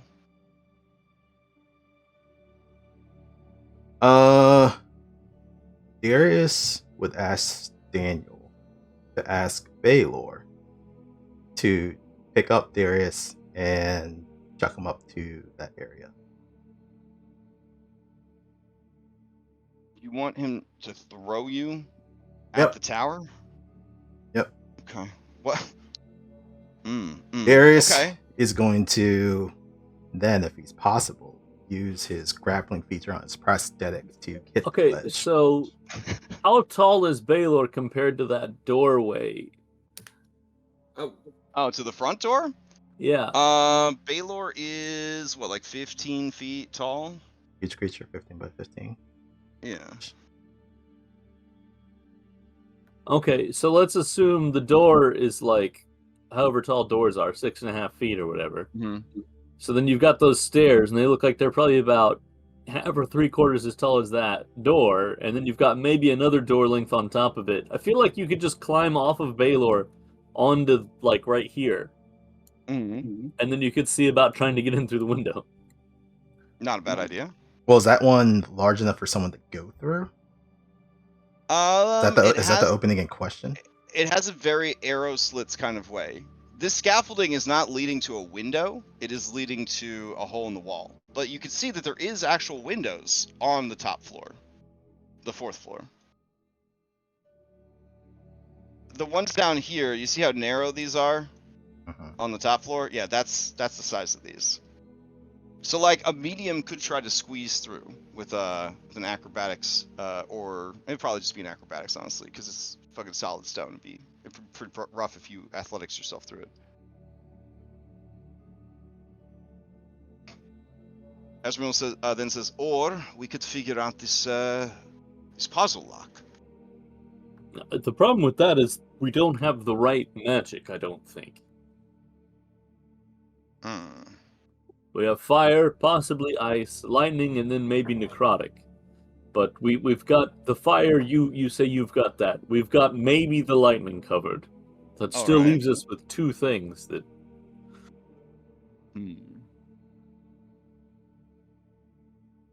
Unfortunate. Damn it. I think going through the window is our best bet. All right. Yeah. If no one else wants to do it, Daniel will have Baylor give him a. I volunteered, bring but thought with you. Wait, Thought says you want me to get thrown by these... No. I think we decided against throwing. Ah, okay. Wait, you want me to go on little Daniel's shoulder as he tries to climb up this series of scaffolding? Well, if Baylor can put him above on the little ramparts above the on the crenellation there above the door, I think you could probably just look through those windows, right? Oh, you want me to go into the tower by myself? With Daniel. No, I want you to peek in and report us on the situation. All right, Daniel, you ready for this, mate? Sure, and as Daniel goes to pick him up, he's going to ask Thought, are you one of those toads where if I lick you, I'll trip balls, or one of those other kind of toads? I've been meaning to ask forever. I'm definitely one of those other toads, he says, side-eyeing Esmeralda. Definitely a toad, though. Definitely a toad. Fair enough. Fair enough. All right. Daniel will call Baylor over. It's like, hey, up. All right. He kind of limps over. And as he approaches, he looks at Esmeralda, and you hear him think, maiden. No, not a maiden, he'll say in his head. Not a lady. Not a lady? No. Man? And we'll go through... the man? Not a lady either. He seems very confused. Yeah, All on right. the walk over, he's going to explain what a maiden is and how it's a lady who's never tried to have a baby, and I don't think she applies, or she counts.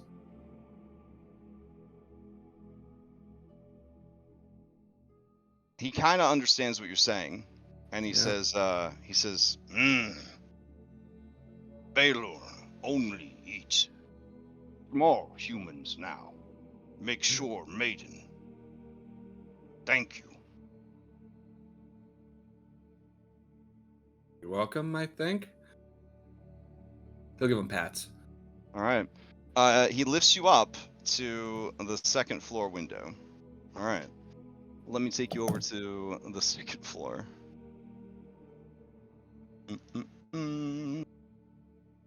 All right. This is what you see when you look inside the 2nd floor window. It looks like some kind of fucking elevator shaft. Well, that looks nice. I don't think we're getting up that way. Thought says, "Oh, I remember now. There's a elevator. Takes you up to the top floor. Axantha likes to be up high when he can."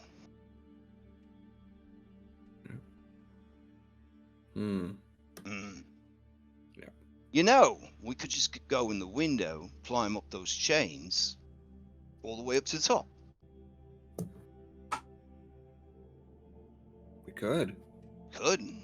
Or Yeah. we could tell them that there's just no way for you to fit through this window. Just go back down. Well, no, we gotta try. We gotta try the scaffolding. That's Plan B. That's Plan B. How do you feel that the scaffolding is better option than these chains that you could just climb? Look, they look like a fucking ladder, and just hand over hand up the chains. Way more sturdy than that rickety scaffolding. All right. Daniel will gauge the slit. See whether or not you think it'll fit. As one does. Yeah. Yeah. All right. You feel that with an acrobatics check, you could squeeze your, you know, kind of smallish body through there. You're not a small creature, but you know, He's you're lithe. Yeah, you're lithe. Yeah. You estimate that it would be a DC 15 to get yourself through those windows. And I have a Winnie the Pooh situation. If you failed by 5 or more, you would be stuck. All right, I'm gonna give it a shot with inspiration. Okay. All right.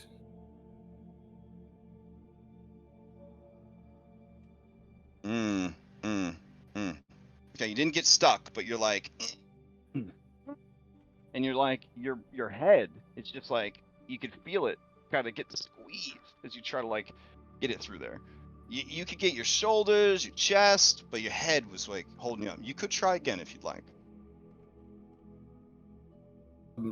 No, that's gonna trip his claustrophobia. Oh yeah, fair. Okay. Yeah, getting stuck there, and no one could save you. Baylor might get confused, try to pull you out, rip your fucking legs off. Yeah, it'd be pretty bad. Okay. All right. So Thought says, "Guess this is the end." Oh well.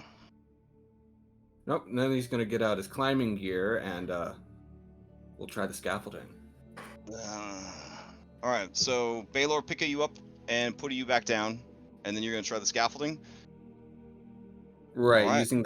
using the climber's kit, Okay. and stripping off everything else he's got. All right. Does anybody have any? I guess isn't much. Ooh, look, there's this fly through. I hope it doesn't spoil too much. Let me see. Okay. All right. Yeah, I can see it. The camera's moving. Oh, a tower is revealed. Okay. There's some smoke. Oh, uh-oh. Now we're seeing how the scaffolding looks from the rear. Okay, that's pretty cool. Right past a gargoyle. That's fun. Drain spouts going right into the gargoyles' buttholes. They must be just gargoyles then, if they got drain spouts in their buttholes. Who would willingly do that to themselves? I think they're going through their mouth, but okay. And then you see the yeah, there's the entrance. Oh shit, we're down on the ground now. Oh man. Anyways, Reporting live from Benio's map. In this game. So do you want to take anyone with you? Do you take any precautions before you begin your ascent? Other than using the climber's kit and stripping off everything that's, you know, not essential. No, that's about all he's got. He's got his rope, he's got his climber's kit. Okay. He's actually going to take off his armor for that okay. extra 13 pounds. All right. He's going to give one last glance. With all of the precautions that you've taken, you feel very confident about your ascent. Okay. Right. So, all I need from you is 1 athletics and 1 acrobatics. The DC of both, because of all your precautions, is only 5. Okay.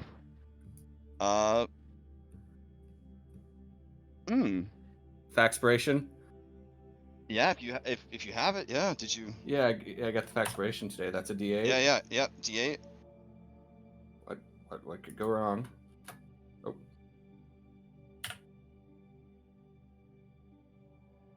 No. Okay. So with a acrobatics of 1, give me a D6. That will be times 10. That will be how high you managed to climb before you fell. All right. I'm gonna use. Oh. Oof. All right. Okay. So. Well, using that climber's kit, I should be able to, piton myself in. Yeah. All right. So, let's see. You fell with a climber's kit in use. You can't fall more than 25 feet. All right. So you fall off the edge and then you swing 25 feet above the ground. Everyone is just watching this happen. Now you must pull yourself up the rope and scaffolding. It will not be as easy this time to do so. It is going to be a DC 10 athletics to see if you can pull yourself back up.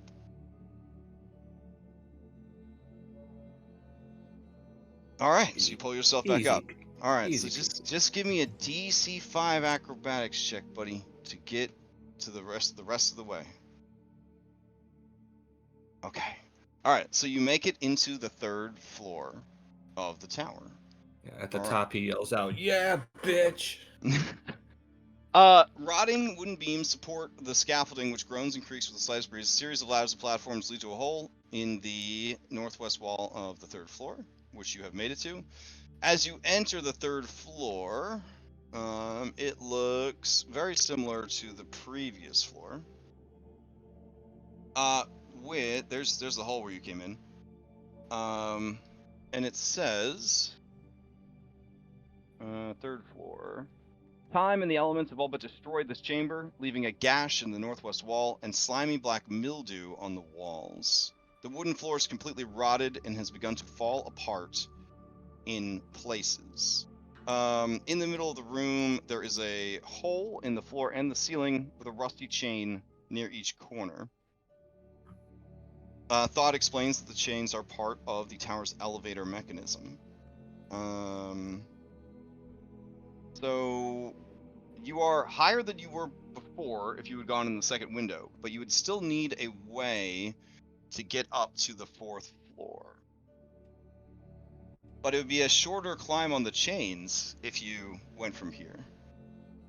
Yeah. And the chains are such that it would just be a DC 10 athletics to climb the chains.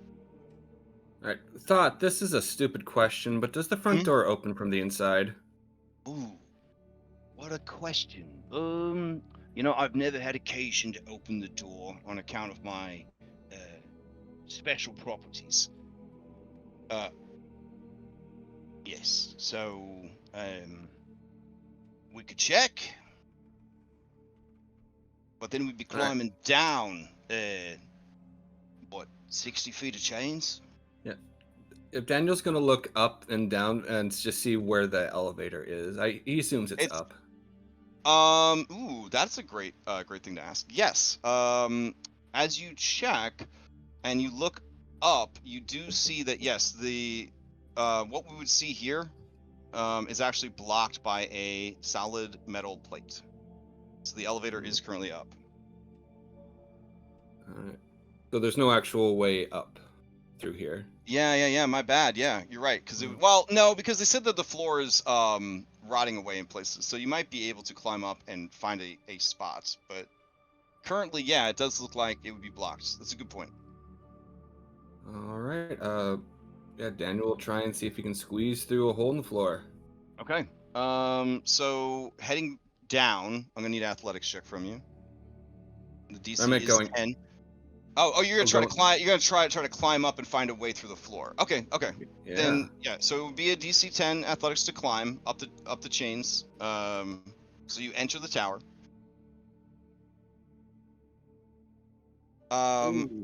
As you enter the tower, you feel something terrible happen in your mind. You lose your psychic connection to your allies instantly.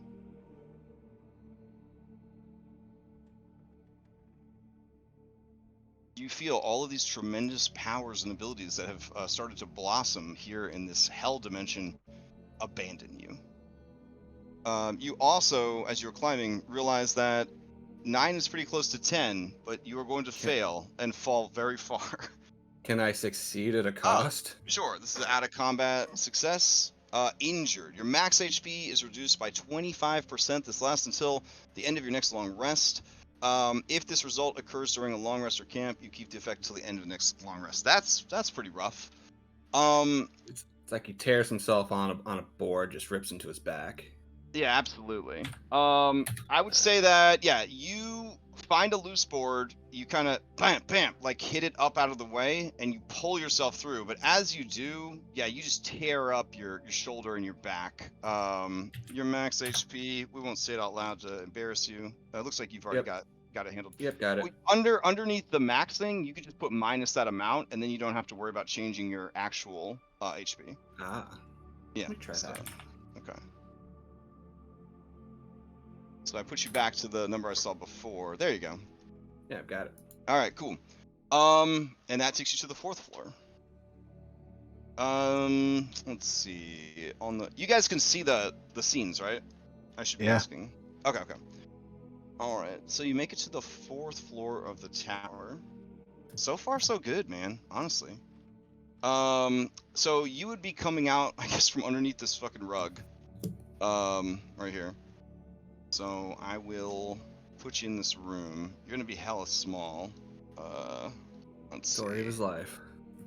I'll change this to be 200. Go.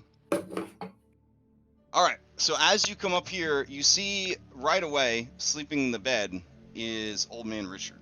He is passed out drunk. And here in the 4th floor, you get this flavor text. Unlike the levels below, this room shows signs of recent habitation, including a fucking person. And although the place reeks of mold and mildew and alcohol and urine, it has plenty of creature comforts, including a cozy bed, a desk with matching chair, bright tapestries, and a large iron stove with plenty of wood to feed it. Light enters through arrow slits as well as through dirt-caked windows with broken shutters. Other features of the room include a standing suit of armor. The armor is it's a bit more anime looking than that armor, but it is there. And then let's see, a wooden chest. Old wooden rafters bend under the weight of the tower roof, which has somehow remained intact. Mounted to the rafters are pulleys around which hang iron chains that support the tower's elevator platform, which would be blocking this hole right now. All right, what's your move? All right, Thought, is that him? What, Exantha? No. Oh. My master's in the Amber Temple. Oh, okay. I get my wizards crossed. Oh, all right. Man, a wizard, you think? I don't know. Anything's possible. To bypass the lock, so. All right, gonna attempt to wake this guy up. It's like, hey, old guy. Okay. As you go to wake this guy, yeah, I mean, you're I think at this point expecting anything, right? At this point. Yeah. Okay. His one eye opens.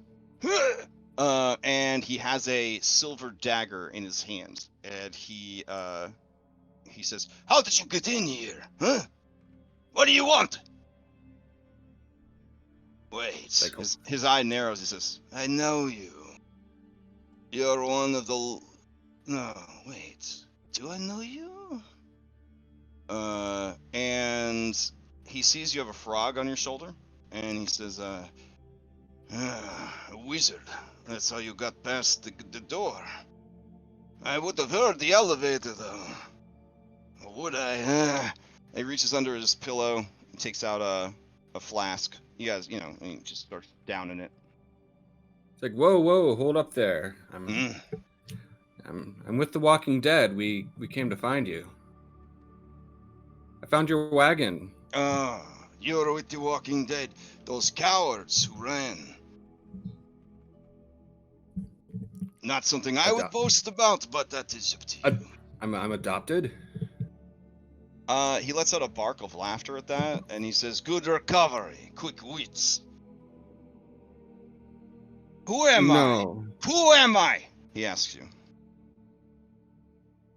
You're Richard. You had a wagon in Valakai. I heard you got into some deep shit when it all went bad. Okay, Richard. Yes. All right. What do you need, young wizard? Well, I mean, first of all, could you let my friends in? There's a lady down here named Esmeralda. She's kind of a. When you say that, he just freezes. She's kind of got mean lady energy. That girl. And then he rubs his both his eyes, even though he's got a shitty eye patch over one, and he kind of shakes his head, and then he says, "Well, it was only a matter of time before she tracked me down. I guess I can't run away from her forever. I trained her too well, and then left her to her own devices. For her own good, mind you. But let's go. Let's speak with her." And groggily, he stands up, and he goes to remove his eye patch.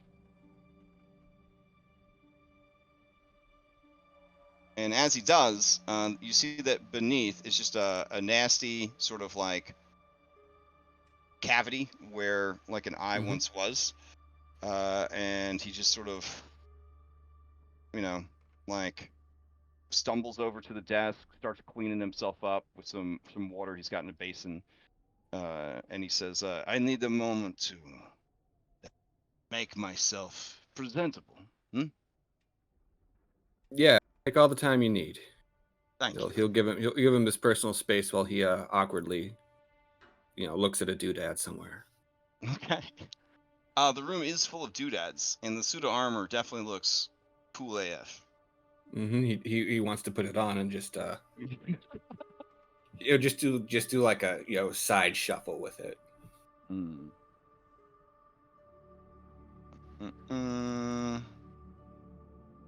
Okay.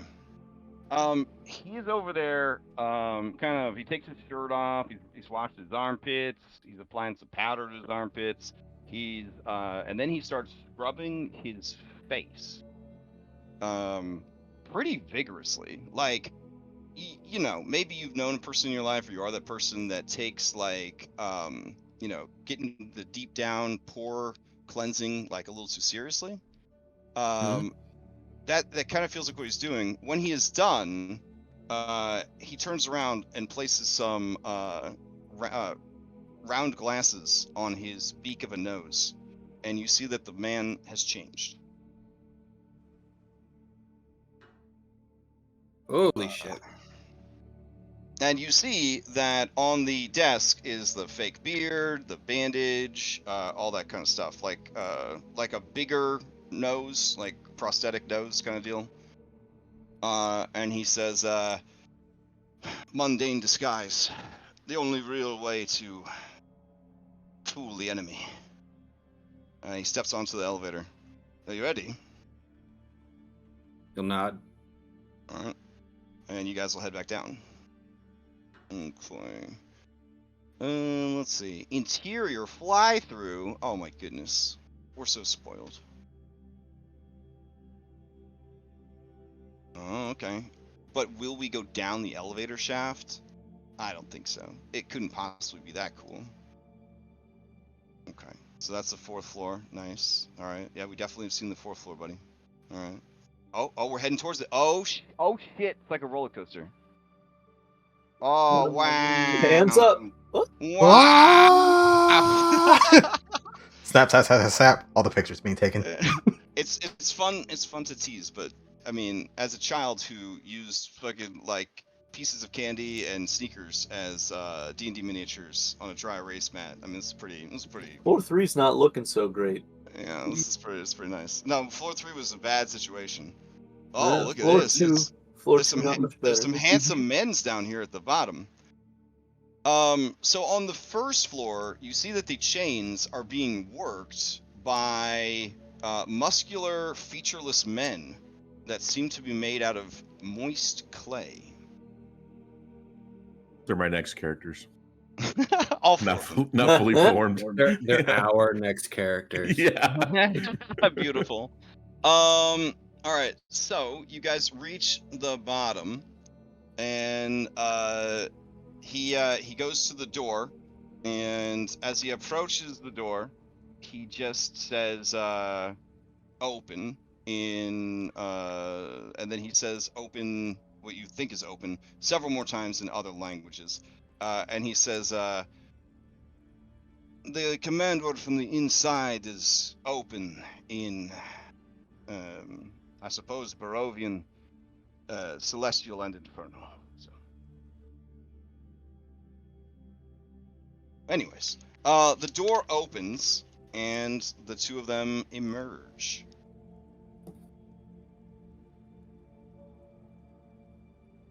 Esmeralda looks stunned that the door was open from the inside. She really thought that maybe Daniel wasn't going to make it, but she's relieved that he did.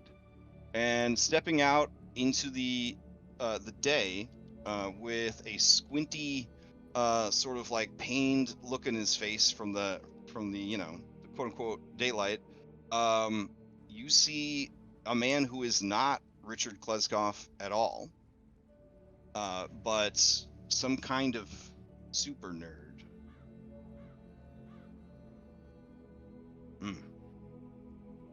His eyes are dark, and they seem, despite the bleariness of them, to be analyzing everything around him and taking in all of the facts. Esmeralda approaches him, and she says, "Master, I found you." And he just looks at her, and he says, "Esmeralda, you should not have come here. There is no hope for this realm. I have made this my final life's work, and I wish to die in its pursuit. You have your whole life ahead of you. You have no reason to be here, child. And you know that I am dangerous." And she says, "I don't care about the curse or whatever. I heard what you were trying to do. I did some research of my own. You could not be here alone. He is too dangerous to follow.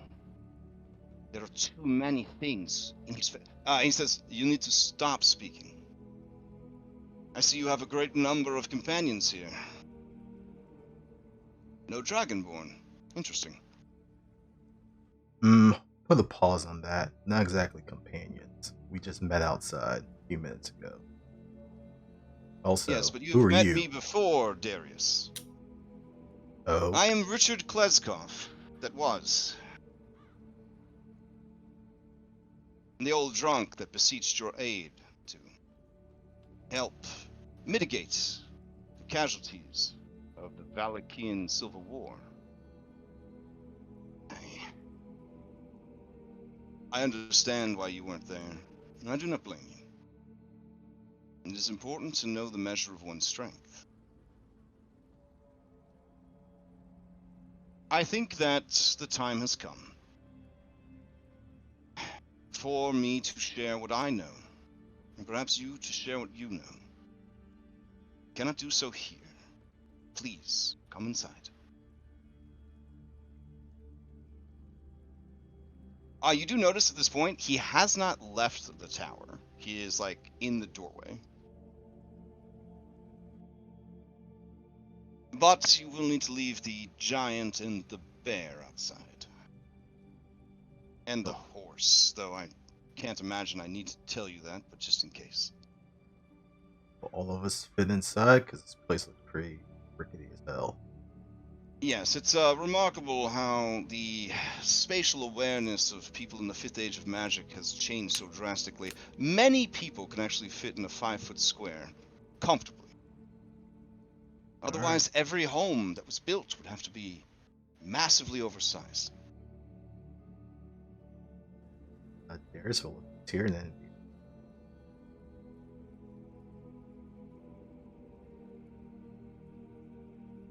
Richard, would you be able to tell Esmeralda that I'm not a wizard? Only if you're not. We met before. We talked some. You Mhm. should know that, right? Well, a clever wizard would keep his true identity a secret. I felt from day one that the beard did give you away a bit. But I imagine if you were a wizard, you'd either be dead by now or have made significantly more progress than you have. There isn't even magic where I come from. Well, there you have it, Esmeralda. He is not a wizard. She shrugs and says, all right. And she steps through the door. Lyre follows Oh, her. look at these sexy clay golems. Oh my goodness. Lyre, look at these guys. They are not anatomically correct, though. I guess Shane will just hang out with all the discards still. Do you not want to go in? Are we invited in? Like Yeah, we're yeah. way back there. Like Richard looks over at all of you guys and he says, are you coming, or... I wouldn't recommend staying out in the open for too long. The Rock is a fan of hunting this lake. Some of the creatures that grow in the dark depths have reached a size that states its appetite. You have to watch out for the people's elbow. Alright. Baylor goes to go inside also, but it's just not going to happen with the door. Yep. And everything. When I came back out, did my psychic connection reestablish itself, or was it like as just soon dropped? as soon as you stepped through the threshold out into the world again, it immediately came rushing back to you. All right. He will comfort Baylor. It's like, I'm okay. I'm okay. You go rest. Put your feet up. We'll be back. Rest your leg. All right. He shrugs and he slumps down next to the tower. Right. Claw lays across his lap, and Baylor closes his eyes. All right. Richard Kleskoff, that says, remarkable. What magics are you using to ensnare its mind, and why didn't it break free when you entered the anti-magic aura of the tower? He's gonna roll his eyes again. It's like, he's my friend. His name is Baylor. I see. You bamboozled him into service. Well done. All right, everyone. We'll have to take the elevator in shifts. I don't know why Exantha made such a terrible elevator. That's when Thought says, oh, well, it's not a terrible elevator. It's, how do I put this? You know, he could fly all the time, so there was really no need for an elevator except to bring goods up and down. So comfort took a backseat to utility in the design. Richard Kleskoff raises an eyebrow and says, are you Exantha's familiar? And then he says, yeah. He looks at Ez looks at him. He says, interesting, but it raises a number of questions. But it must be true, for you're inside the tower, and you have not ceased to exist. Only Exantha's magic works here. Curious. Your assistant seems to think that he must be a demon pretending to be a familiar instead. That's quite likely. Exantha was a very powerful arcanist. No doubt he would not settle for a mundane familiar.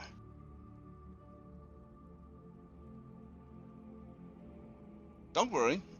The creature would have already betrayed you if it was going to.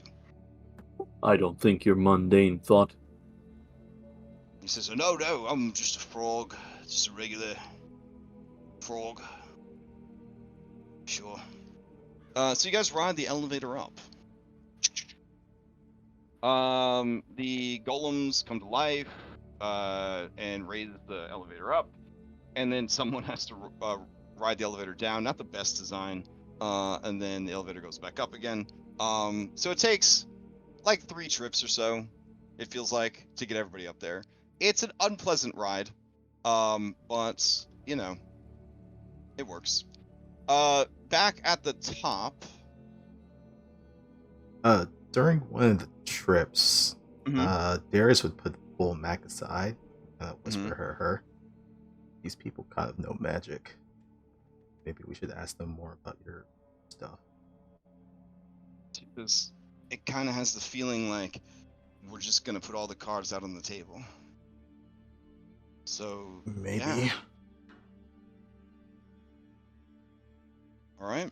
So with everybody assembled, he says, first of all, I am not Richard Klaskov, but I'm sure Esmeralda already told you that. And she blushes a bit, and she says, I wanted to earn their trust. And he says, by revealing my secret. She says, they probably already had it figured out. He looks at you guys for confirmation. Quick question. Did Daniel tell us about all this crap that you guys found in the wagon? Oh, the thief sign? No, he probably would have kept that to himself. But like the other stuff that was like inventoried by Lady Wagner. Oh yeah, probably that had been looted already. Okay. Oh, but he will say to Daniel will say to Richard, when he searched his wagon, I found your sign for the lake house, but if I found it, maybe the Lady Wagner did as well. Yeah, your wagon was still in Valakai. They already looted all that shit. That is unfortunate to hear. Lady Wagner is a dangerous opponent. Not the most dangerous one that we face, but certainly a dangerous opponent. So well, you definitely view her as an enemy? Yes. Not an enemy that's I lose sleep over, but certainly an enemy of the people. She is firmly in Strahd von Zarovich's pockets. And he says the name very boldly, like it's exciting to say it out loud. Daniel flinches. Yeah, natives to the area, like they scowl and look worried. And he says, "Do not fear. Xanthus Tower prevents all magical scrying. This is a safe place. This is the best place for us to discuss what is happening and what needs to happen."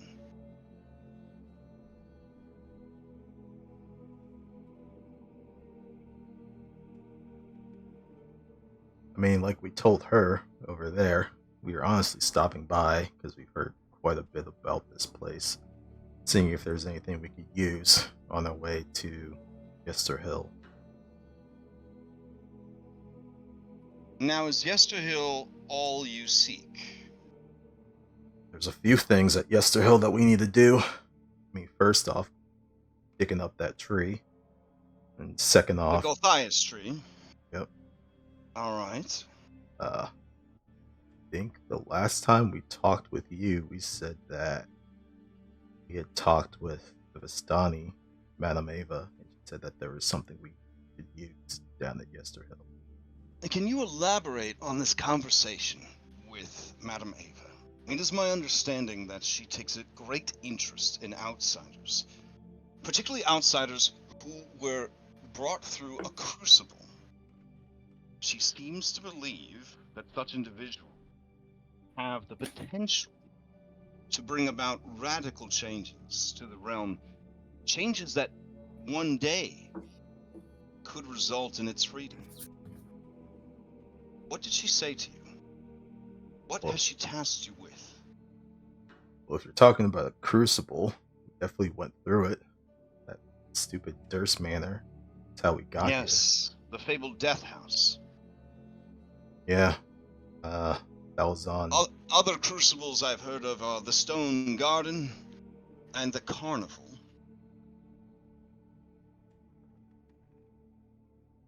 I mean, that was all because of Aragol. He was the one who invited us into the place, and then that we had. Yes, Aragorn. He has powers on par with Madame Ava, but of a different sort. He is the, what's a good way to put it, talent scout for Strahd von Zarnovich, who is in a constant state of desperation to stave off the boredom of eternity. Well, we got here, went through all this shit. When we got to the Vistani, Madame Ava's camp, she told us there was, well, I guess she did some card reading thing and told us, Baroka comes. yeah. When you say that, Esmeralda says, "This is very important. Are you willing to share with us this reading?" Darius will look at her and be like, "Are you willing to give us a reason to trust you?" Yes. The first reason is I am talented and beautiful. The second reason is I did not bamboozle you into destroying yourselves with the magical lock on the door. And the third reason is we're all here right now, sharing and caring and exchanging information. Fair enough.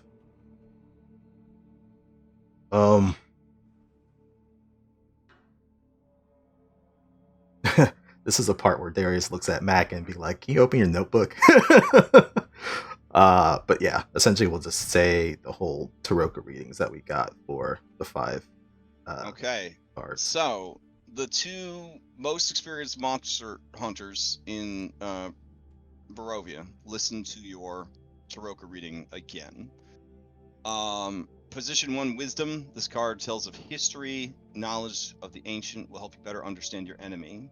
The Master of Glyphs, the Priest. You will find what you seek in the castle amid the ruins of a place of supplication. Position 2, Courage. This card tells of a powerful force for good and protection, a holy symbol of great hope. The 5 of Glyphs, the Druid. An evil tree grows atop a hill of graves where the ancient dead sleep. The ravens can help you find it. Look for the treasure there. Position 3, Strength. This is a card of power and strength. It tells of a weapon of vengeance, a sword of sunlight. The 6 of Swords, the Berserker. Find the Mad Dog's crypt. The treasure lies within, beneath blackened bones. At position 4, Alliance. Many would stand at your side against the devil. This card sheds light on who will help you greatly in the battle against darkness. A fated champion waiting for you to set them on the path. The Beast. A werewolf holds a secret hatred for your enemy. Use her hatred to your advantage. And position 5, the Confrontation. Your enemy is a creature of darkness whose powers are beyond mortality. This card will lead you to him. Confront him in this place, and know that Fate's eye watches well. Donjon, the King of Clubs, he lurks in the Hall of Bones, in the dark pits of his castle. Alright, so the 2 of them, transcribe her notes. And Van Richten says, that she told you this reading because... why? Well, as you said, Aragol shows us, said that we had the blood of heroes, and I guess she thought that we could do some shit about it. So these cards are meant to guide you in a way that would bring about the change that Madame Eva is seeking, which is to say, the disposition of the current Lord Strahd. Sounds Yes? about right. See. And how much progress have you made of these 5 articles of power? Well, the one that's talking about well, you'll look at Liar and be like, we met your people at Aragol's camp, and there was a Dusk Elf, I think his name was Casimir, who gave us some additional information on this stuff. He said that Yes, Casimir Velikov. yeah, that's a him. very powerful ally, but he seems obsessed with The Amber Temple. The Amber Temple, an area that I would advise you avoid at all costs. Only if you are truly desperate for power should you consider risking it. Yeah, we saw the red exclamation mark over his head when he was talking about that, so not at this time. When you say Casimir, Liar spits and looks very displeased. Oh, damn. Well, he told us... Sometimes behind his back, they call him Casimir the Cuckheld. Yeah. Damn. Yeah, some of the rowdier Dusk Elves who want to, fucking raise an army and fuck Strahd's shit to the ends of the earth. Yeah. But since Casimir's in charge, he pretty much just has everybody be sad all the time. When we were talking with him, he said he gave us some more information and stuff. The place of supplication would be the chapel inside the castle. Castle Chapel, excellent. Yep. That seems simple enough. Well, in and out, you're done. Not so much. Not so much. After we had talked, we were heading to Yesterhill originally. And then we got an invitation from Mr. Zarovich himself inviting us to dinner. Dinner with the enemy. An excellent chance to gain more information. Yeah, well, we couldn't turn it down. We accepted. We thought, foolishly, that we could go through the castle and grab what we needed because we had learned some of the info, but we got our shit kicked in by a pack of Shadow Dragonling. And as you can tell, that would explain your diminished numbers. Yeah, as you can tell, some people aren't with us right now. Some believe that shadows are one of the most deadly enemies you can face in the 5th age of magic. Yeah, so we know where that one is. It's just getting to it that's going to be a problem. Yes. All right. I admire the courage you had to try, at least. Speaking of courage, that evil tree, that's where we're heading right now. We went north. What is the situation with the tree? We went north because we need to get silver. I think the last time we talked about our lycanthropy problem. Yes, I've been in hiding since the Civil War, so there are some things I am not up to date on. Well, there was an abandoned mine. That wasn't destroyed. An abandoned mine. It wasn't destroyed by werewolves. Right, but nothing in your Taroka reading has anything to do with the mine. Why would you waste time and energy going there?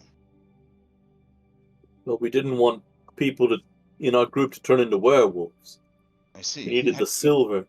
Did you not hear that the people of Krezk are experts at dealing with werewolves? You could have just walked down the road and asked them for aid.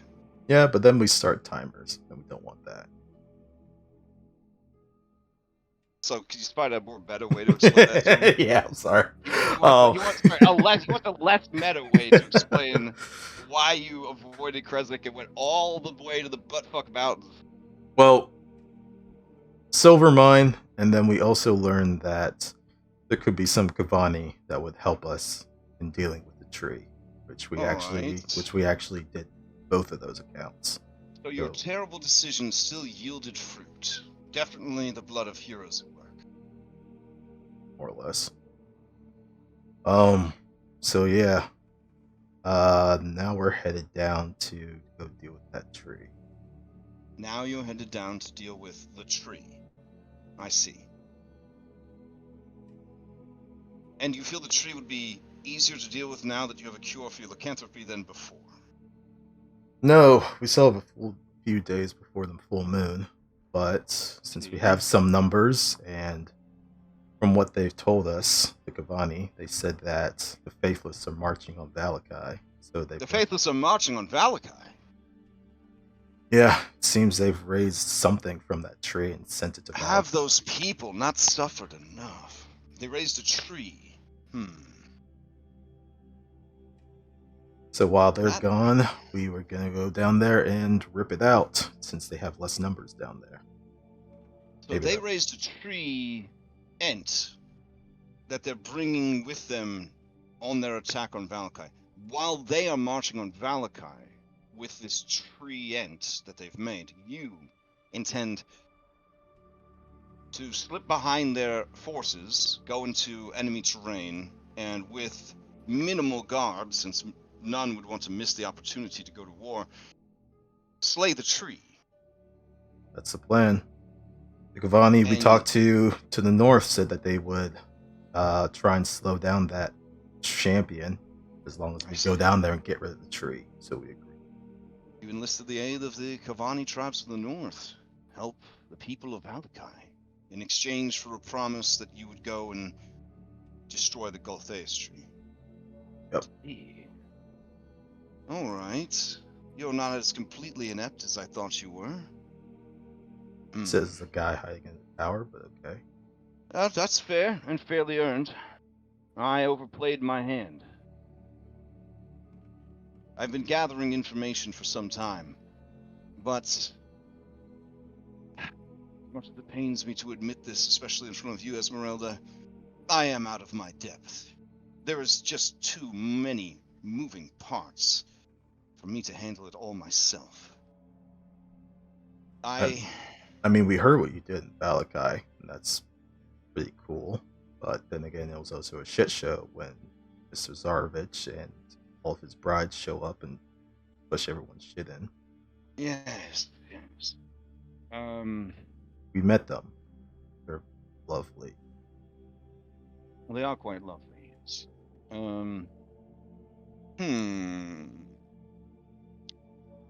How best can we go over this information together? Alright, let me think. He gets up and he begins to pace a bit. And he says, do you have a map? No, someone's carrying the map. Alright, so you unfurl the map. And he takes you over there. And he says, alright, this is actually a very fine map. Wow, this is better than my map. Where did you come by this? My friend out there found it. You see him read the Abandon Hope, all ye who enter the mist, and he just lets out a low chuckle. Oh, your giant found this for you. That's incredible. Let's see. So we're here at the tower. Yes. This is a fine map. I think when we last talked, we said that we were also going to be heading to the Lady in the Forest, which we did, Jenny, and she told us about the whole history of these lands and how Mr. Zarovich is connected to different places of power. Yes. Well, then you are equipped with the right information. Do you have a moment for us to review? Sure. All right. He pulls out like a little box of miniatures, little wooden carvings or whatever. And he says, here we have Strahd von Zarovich. I don't expect any of you to tell me the truth, but are there any of you here that actually think that this man can be trusted? I mean, do not be embarrassed. He is very powerful, very handsome, charismatic, well-spoken. And also he can control your mind just by looking at you. He was kind enough to let us at his table and sleep in his castle and not throw us in the dungeons. Shane when we spits were when Darius when we says were that. at dinner, when we were at dinner with Strahd, there was a point where Darius shook his hand and looked him in the eye. He hasn't really talked about it in the same since. You guys keep saying that. I have no idea what you're talking about. And it's unfortunate. You'll need to keep an eye on him when it comes to Strahd. And he is likely a thrall. A what now? It would probably be best to have him leave the room during this discussion, lest he report back to his master. Is there Esmeralda anything to be says, done about it? perhaps we should have him killed, just to make sure. You can try it, and- lady. Rudolph looks very thoughtful, like, good idea, Ez. Let me think about it. You can try it, lady. And then Rudolph says, it would be too messy. And I feel that this man is the heart of their group. His death would threaten to push them all over the edge into darkness. No. Look, I never said I was sucking his D. I just said he was nice. I don't blame you if you were. He's a very handsome man, and he can control your mind, so... It's problematic, obviously, if he controls your mind to have you suck his dick, you said? Penis? Cock? But, I don't think that's going to happen.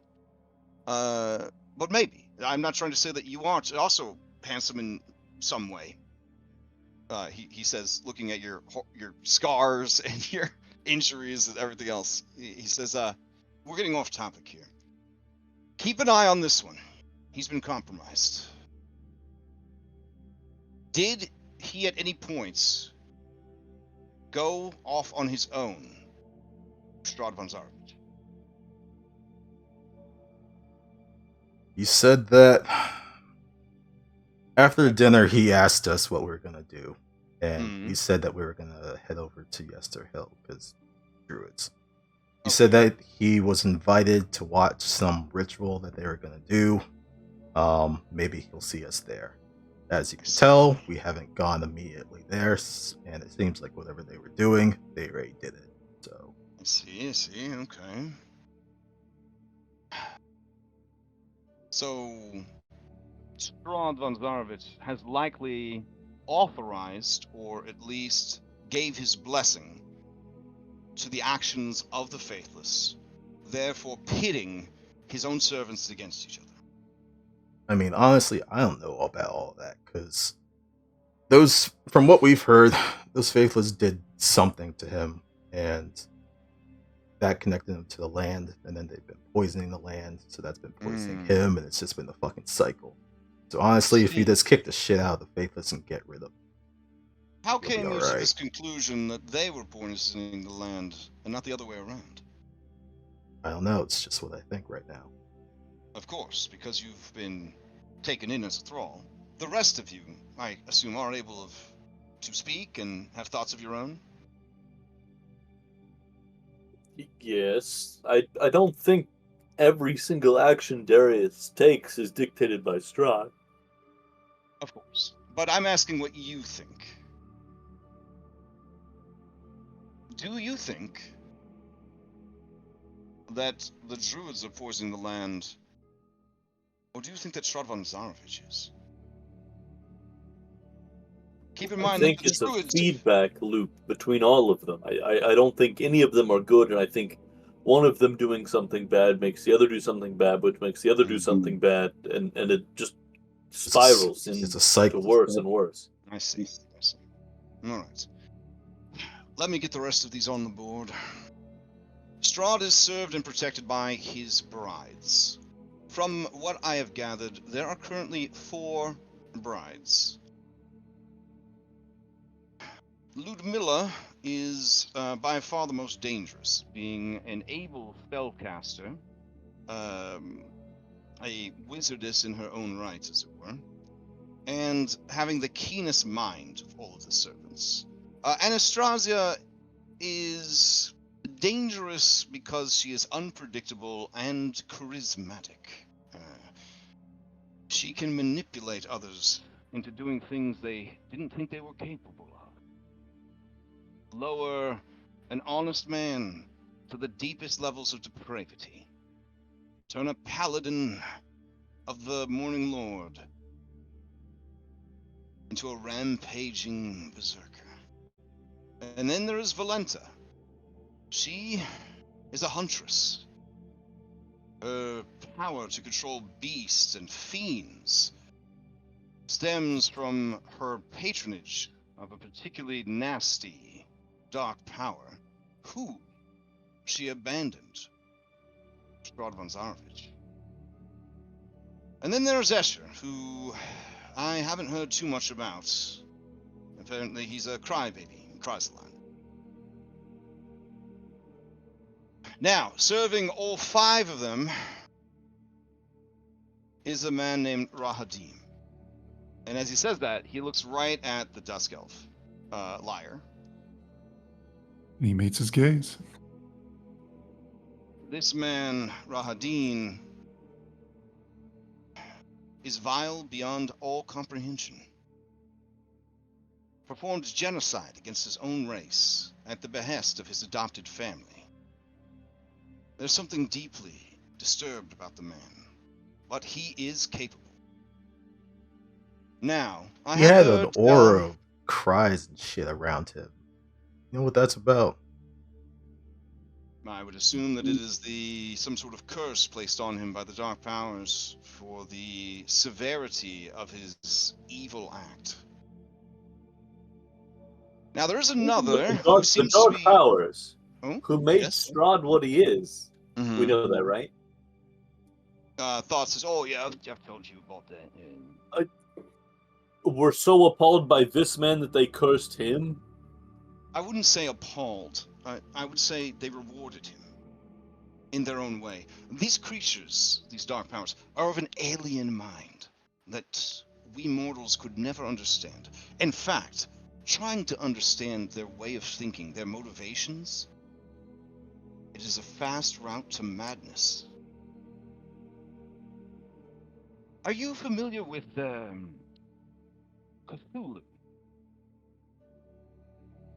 Oh, that Lovecraft stuff. Yes. I'm not sure who this Lovecraft is, but yes. Back in Wait, my how do you know Cthulhu and don't know Lovecraft? Cthulhu is a great old one of sufficient power and reach. He's well known in many Yeah, worlds. from the literary works of H.P. Lovecraft. Again, I'm not sure who this individual is. He's Perhaps an on author. your... He's the one that made up Cthulhu. I don't believe he made him up, but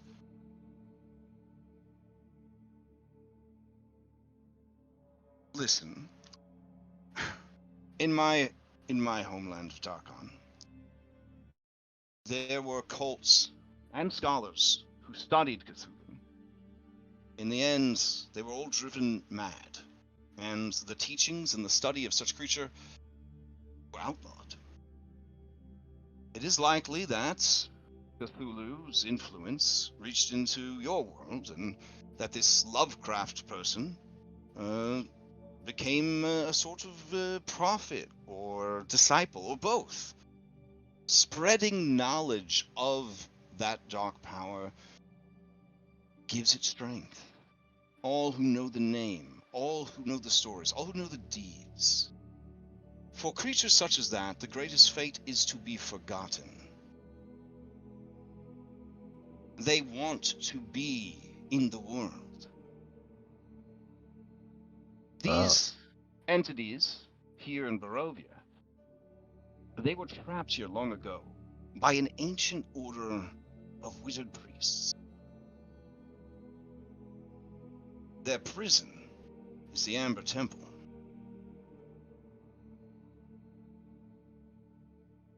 It's going to be real hard to forget about him when we have t-shirts and plushies and all the things about the He says, world. by the gods! Well, it's a good thing that you're not in your world anymore, for it is more likely than not going to be consumed by the great old ones at some point. Yeah, it's fucked in other reasons, but sure. Anyways, continuing on. It is likely that they granted Rahadin this blessing in their mind for his act of depravity and evil entertained them. Keep in mind that they are prisoners themselves, and they seek distraction. Now, how do you kill Strahd Zarovich? You need to get past 4 powerful vampires and a swordsman with few equals. Just to get to Strahd Zarovich, who, by his very nature, is almost unto a demigod in this realm. But let's say that we did manage to get rid of all 5 of them and get to him. Could we defeat him? The answer is no. You say you've been to the castle. Did you hear the beating of a heart?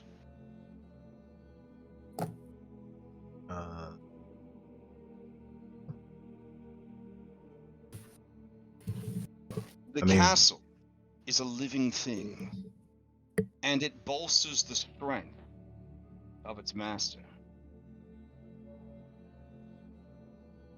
The castle has a heart, crafted from the remains of the heart of the dragon Argenvasthold. In our months of captivity, would either Daniel or I have heard anything or seen anything about that? I think you guys would have occasionally heard the beating of the castle's heart, yeah. Okay. Shane will try to speak up, but then look at the others and just pull back again. Feeling like, why bother? As long as the castle's heart still beats, no harm can come to Von Zarovich. That in and of itself is a complication that must be dealt with, but it gets worse. You're already aware that he is bound to the land. Each of these bindings has manifested as a stone. The stronger a magical ritual is, the more likely you need some foci to channel, harness, and control it. Each of these rituals manifested as a crystalline shard. Those shards were stolen away from the faithless long ago by champions of the Thanes, the original spirits who ruled over Barovia, the lands that it was before. There is an order of were-ravens that were given, that were given stewardship over the stones as the many champions of the Thanes were hunted down and killed. For generations, the stones were kept a secret and kept safe. But Baba Lysaga, through her dedications and her sacrifices to Mother Night, discovered the existence of the stones. She has been working to acquire them and keep them safe. Fortunately, she only has one of the stones. The second stone was taken by the Druids when they attacked the vineyard. I heard as much myself. The third stone I made inquiries about, and I believe it is in possession of the 3 hags who run the bakery at the windmill. Each of those stones grants some tremendous measure of power to Strahd Zarovich. Destroying them will not solve the problem. In fact, it will make it even harder to deal with. You must find the stones, and they must be used in rituals at the 3 sites of power related to the 3 ancient fanes.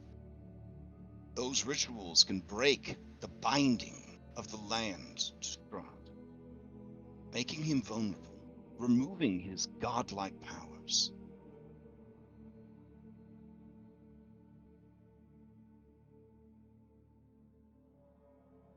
And so he takes out these cute little crystals, and he's going to put those on the board as well.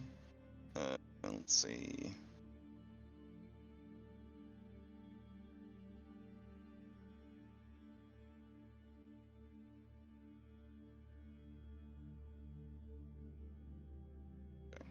if you can double click on these and open them, don't.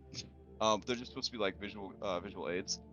But essentially, these 3 crystals, plus the heart, plus the 4 brides, plus Rahadin, are all essentially rotating around your target of Strahd von Zarovich. Without taking these out, it would be mechanically impossible to get a little meta back at you. It'd be mechanically impossible to defeat Strahd von Zarovich. Each one of these factors that you can remove is going to greatly increase your chances. Now, stacked on top of that is your Taroka reading. Those don't remove things from play, they add things to play in your favor. So, Van Richten says, you need to make decisions about what you want to do. What matters the most? You need to have a plan. You say that you march on Yester Hill. Good. With the destruction of the Gulthias tree, the Faithless will be thrown into disarray. Wherever the stone is that they have taken, the Soul of Winter, it will be easier to find it with their organization scattered. The hags have the heart of summer, at least by all accounts. And Lysaga has the essence of change. Jenny knows all of this and more. And we have had many discussions about how best to approach this issue. As for the destruction of the heart, perhaps the disciples of Argon Vastholt would have some clue on how best to proceed in that regard. Now, these Taroka readings, do not dismiss them as mere mysticism. Madame Eva is a powerful seer, as are all Vistani, but she is considered the most powerful in generations, and some claim that she is undying. She has been at this game a long time. Do not ignore her advice, for I believe that this reading is pivotal to your success.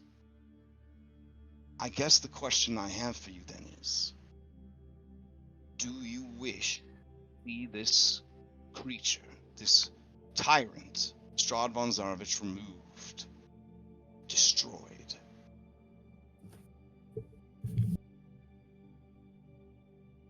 Daniel will step up and he'll say, I don't know about the readings.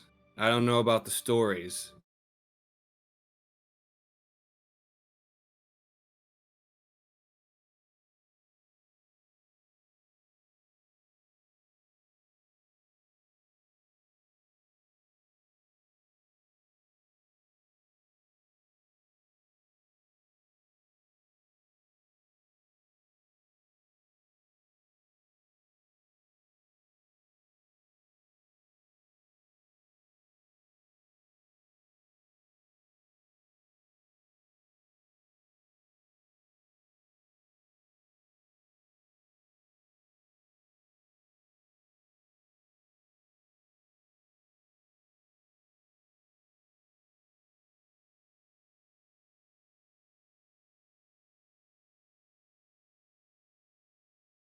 Wisdom, you know where the chapel is, but you've already proven, I suppose, that it is too dangerous. Do the crypts connect up to the chapel? Could we get there through them? Or, Certainly could, but you would be delving through the very heart of Castle Ravenloft. If you're willing to do so, you should not linger there longer than needed. Acquire the items that you seek, and quickly escape. Now, as far as this alliance goes, I don't know too much about this, but there was a werewolf traveling with you, I have heard. Did he give you any information that could be of use? Can you guys hear me? Yeah, we can hear you now. Okay. Rough. I mean, other than just wanting us to meet his alpha, I don't know if She says, all right, well, why would this alpha seek you out, of all people? That is something to think about. Finally, this position 5, confrontation. I have seen something like this before in the telling. Essentially, if you confront Strahd anywhere else, it will be as normal. You will fight on your own merits, the luck of the universe, your skills, your allies. But if you follow fate's decree and you face him there, fortune will be on your side. Do not try to confront him there until you are ready. It will be a once in a lifetime opportunity. And as she says that, and the words kind of sink in, we are actually at time. Yeah, So, apologize. My connection dropped, so I think I missed a good chunk of that. oh damn. Oh well. Uh, everyone will have to fill you in, I guess. Let's see. On that note, we'll do quick announcements. Tonight we got Mythic Odyssey. Tomorrow night we got Outlaw Sunset. Tuesday we've got Abomination Vaults and Cyberpunk. Wednesday we're playing some Baldur's Gate 3 Act 3, almost done, level 12. Thursday we've got Curse of Strahd Nightfall. Friday we're gonna do a vodcast. Saturday morning we got Outlaws High Noon, and Sunday morning we'll be back here. Does anybody have any announcements before we adjourn?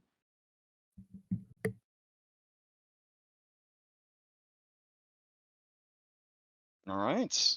Well, on that note, you guys learned a lot, quite a bit, and you have now found two very important allies. So this could be a pretty big turning point for you guys in the campaign. Let me check your milestones real quick. Let's see.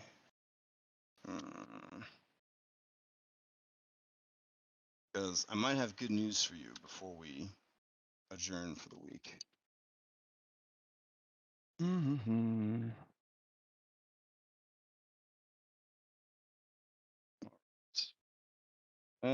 Daybreak.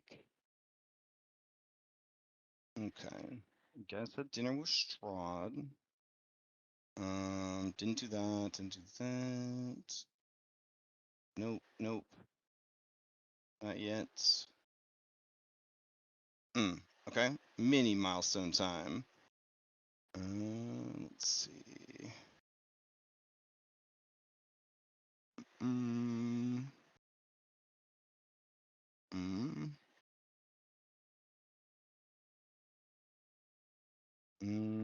Okay. Discovering Van Richten was one. So there's that. Damn. Okay.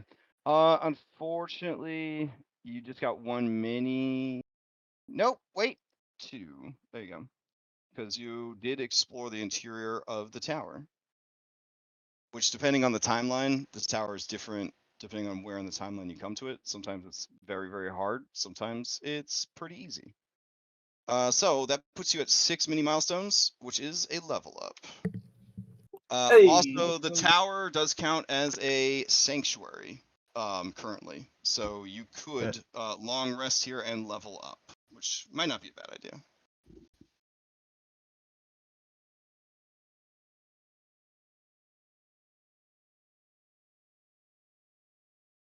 All right. And then I need to advance the clock a little bit for you guys.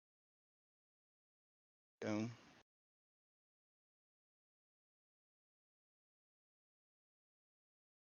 All right, cool.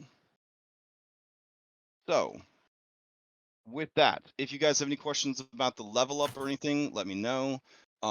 Definitely discuss the new information and what you can do and what you intend to do. And then we'll continue next week. I think that you are on the right track of going and dealing with the Gulthias tree. It's going to be your best opportunity to do that. So, you can't worry about every single person in the world, every single casualty of the world. You have an opportunity here. It wouldn't be a bad idea to take it. So I do definitely think you guys are on the right track. I felt All right. like we were being a little bit chewed out by Van Richten for why we haven't done some of this stuff. Whereas the way he's that kind of guy, though. He's that kind of guy, like that. He holds everyone to a high standard and himself to the highest standard, kind of thing. Yeah. I mean, we're definitely on our way to do some of it, and then we just got sidelined. Like, I mean, like who? Okay, in their right mind, who refuses the invitation to Strahd? That's like the worst move possible. And then we got bit up by fucking werewolves. So like, hey, I mean, it's been a few things.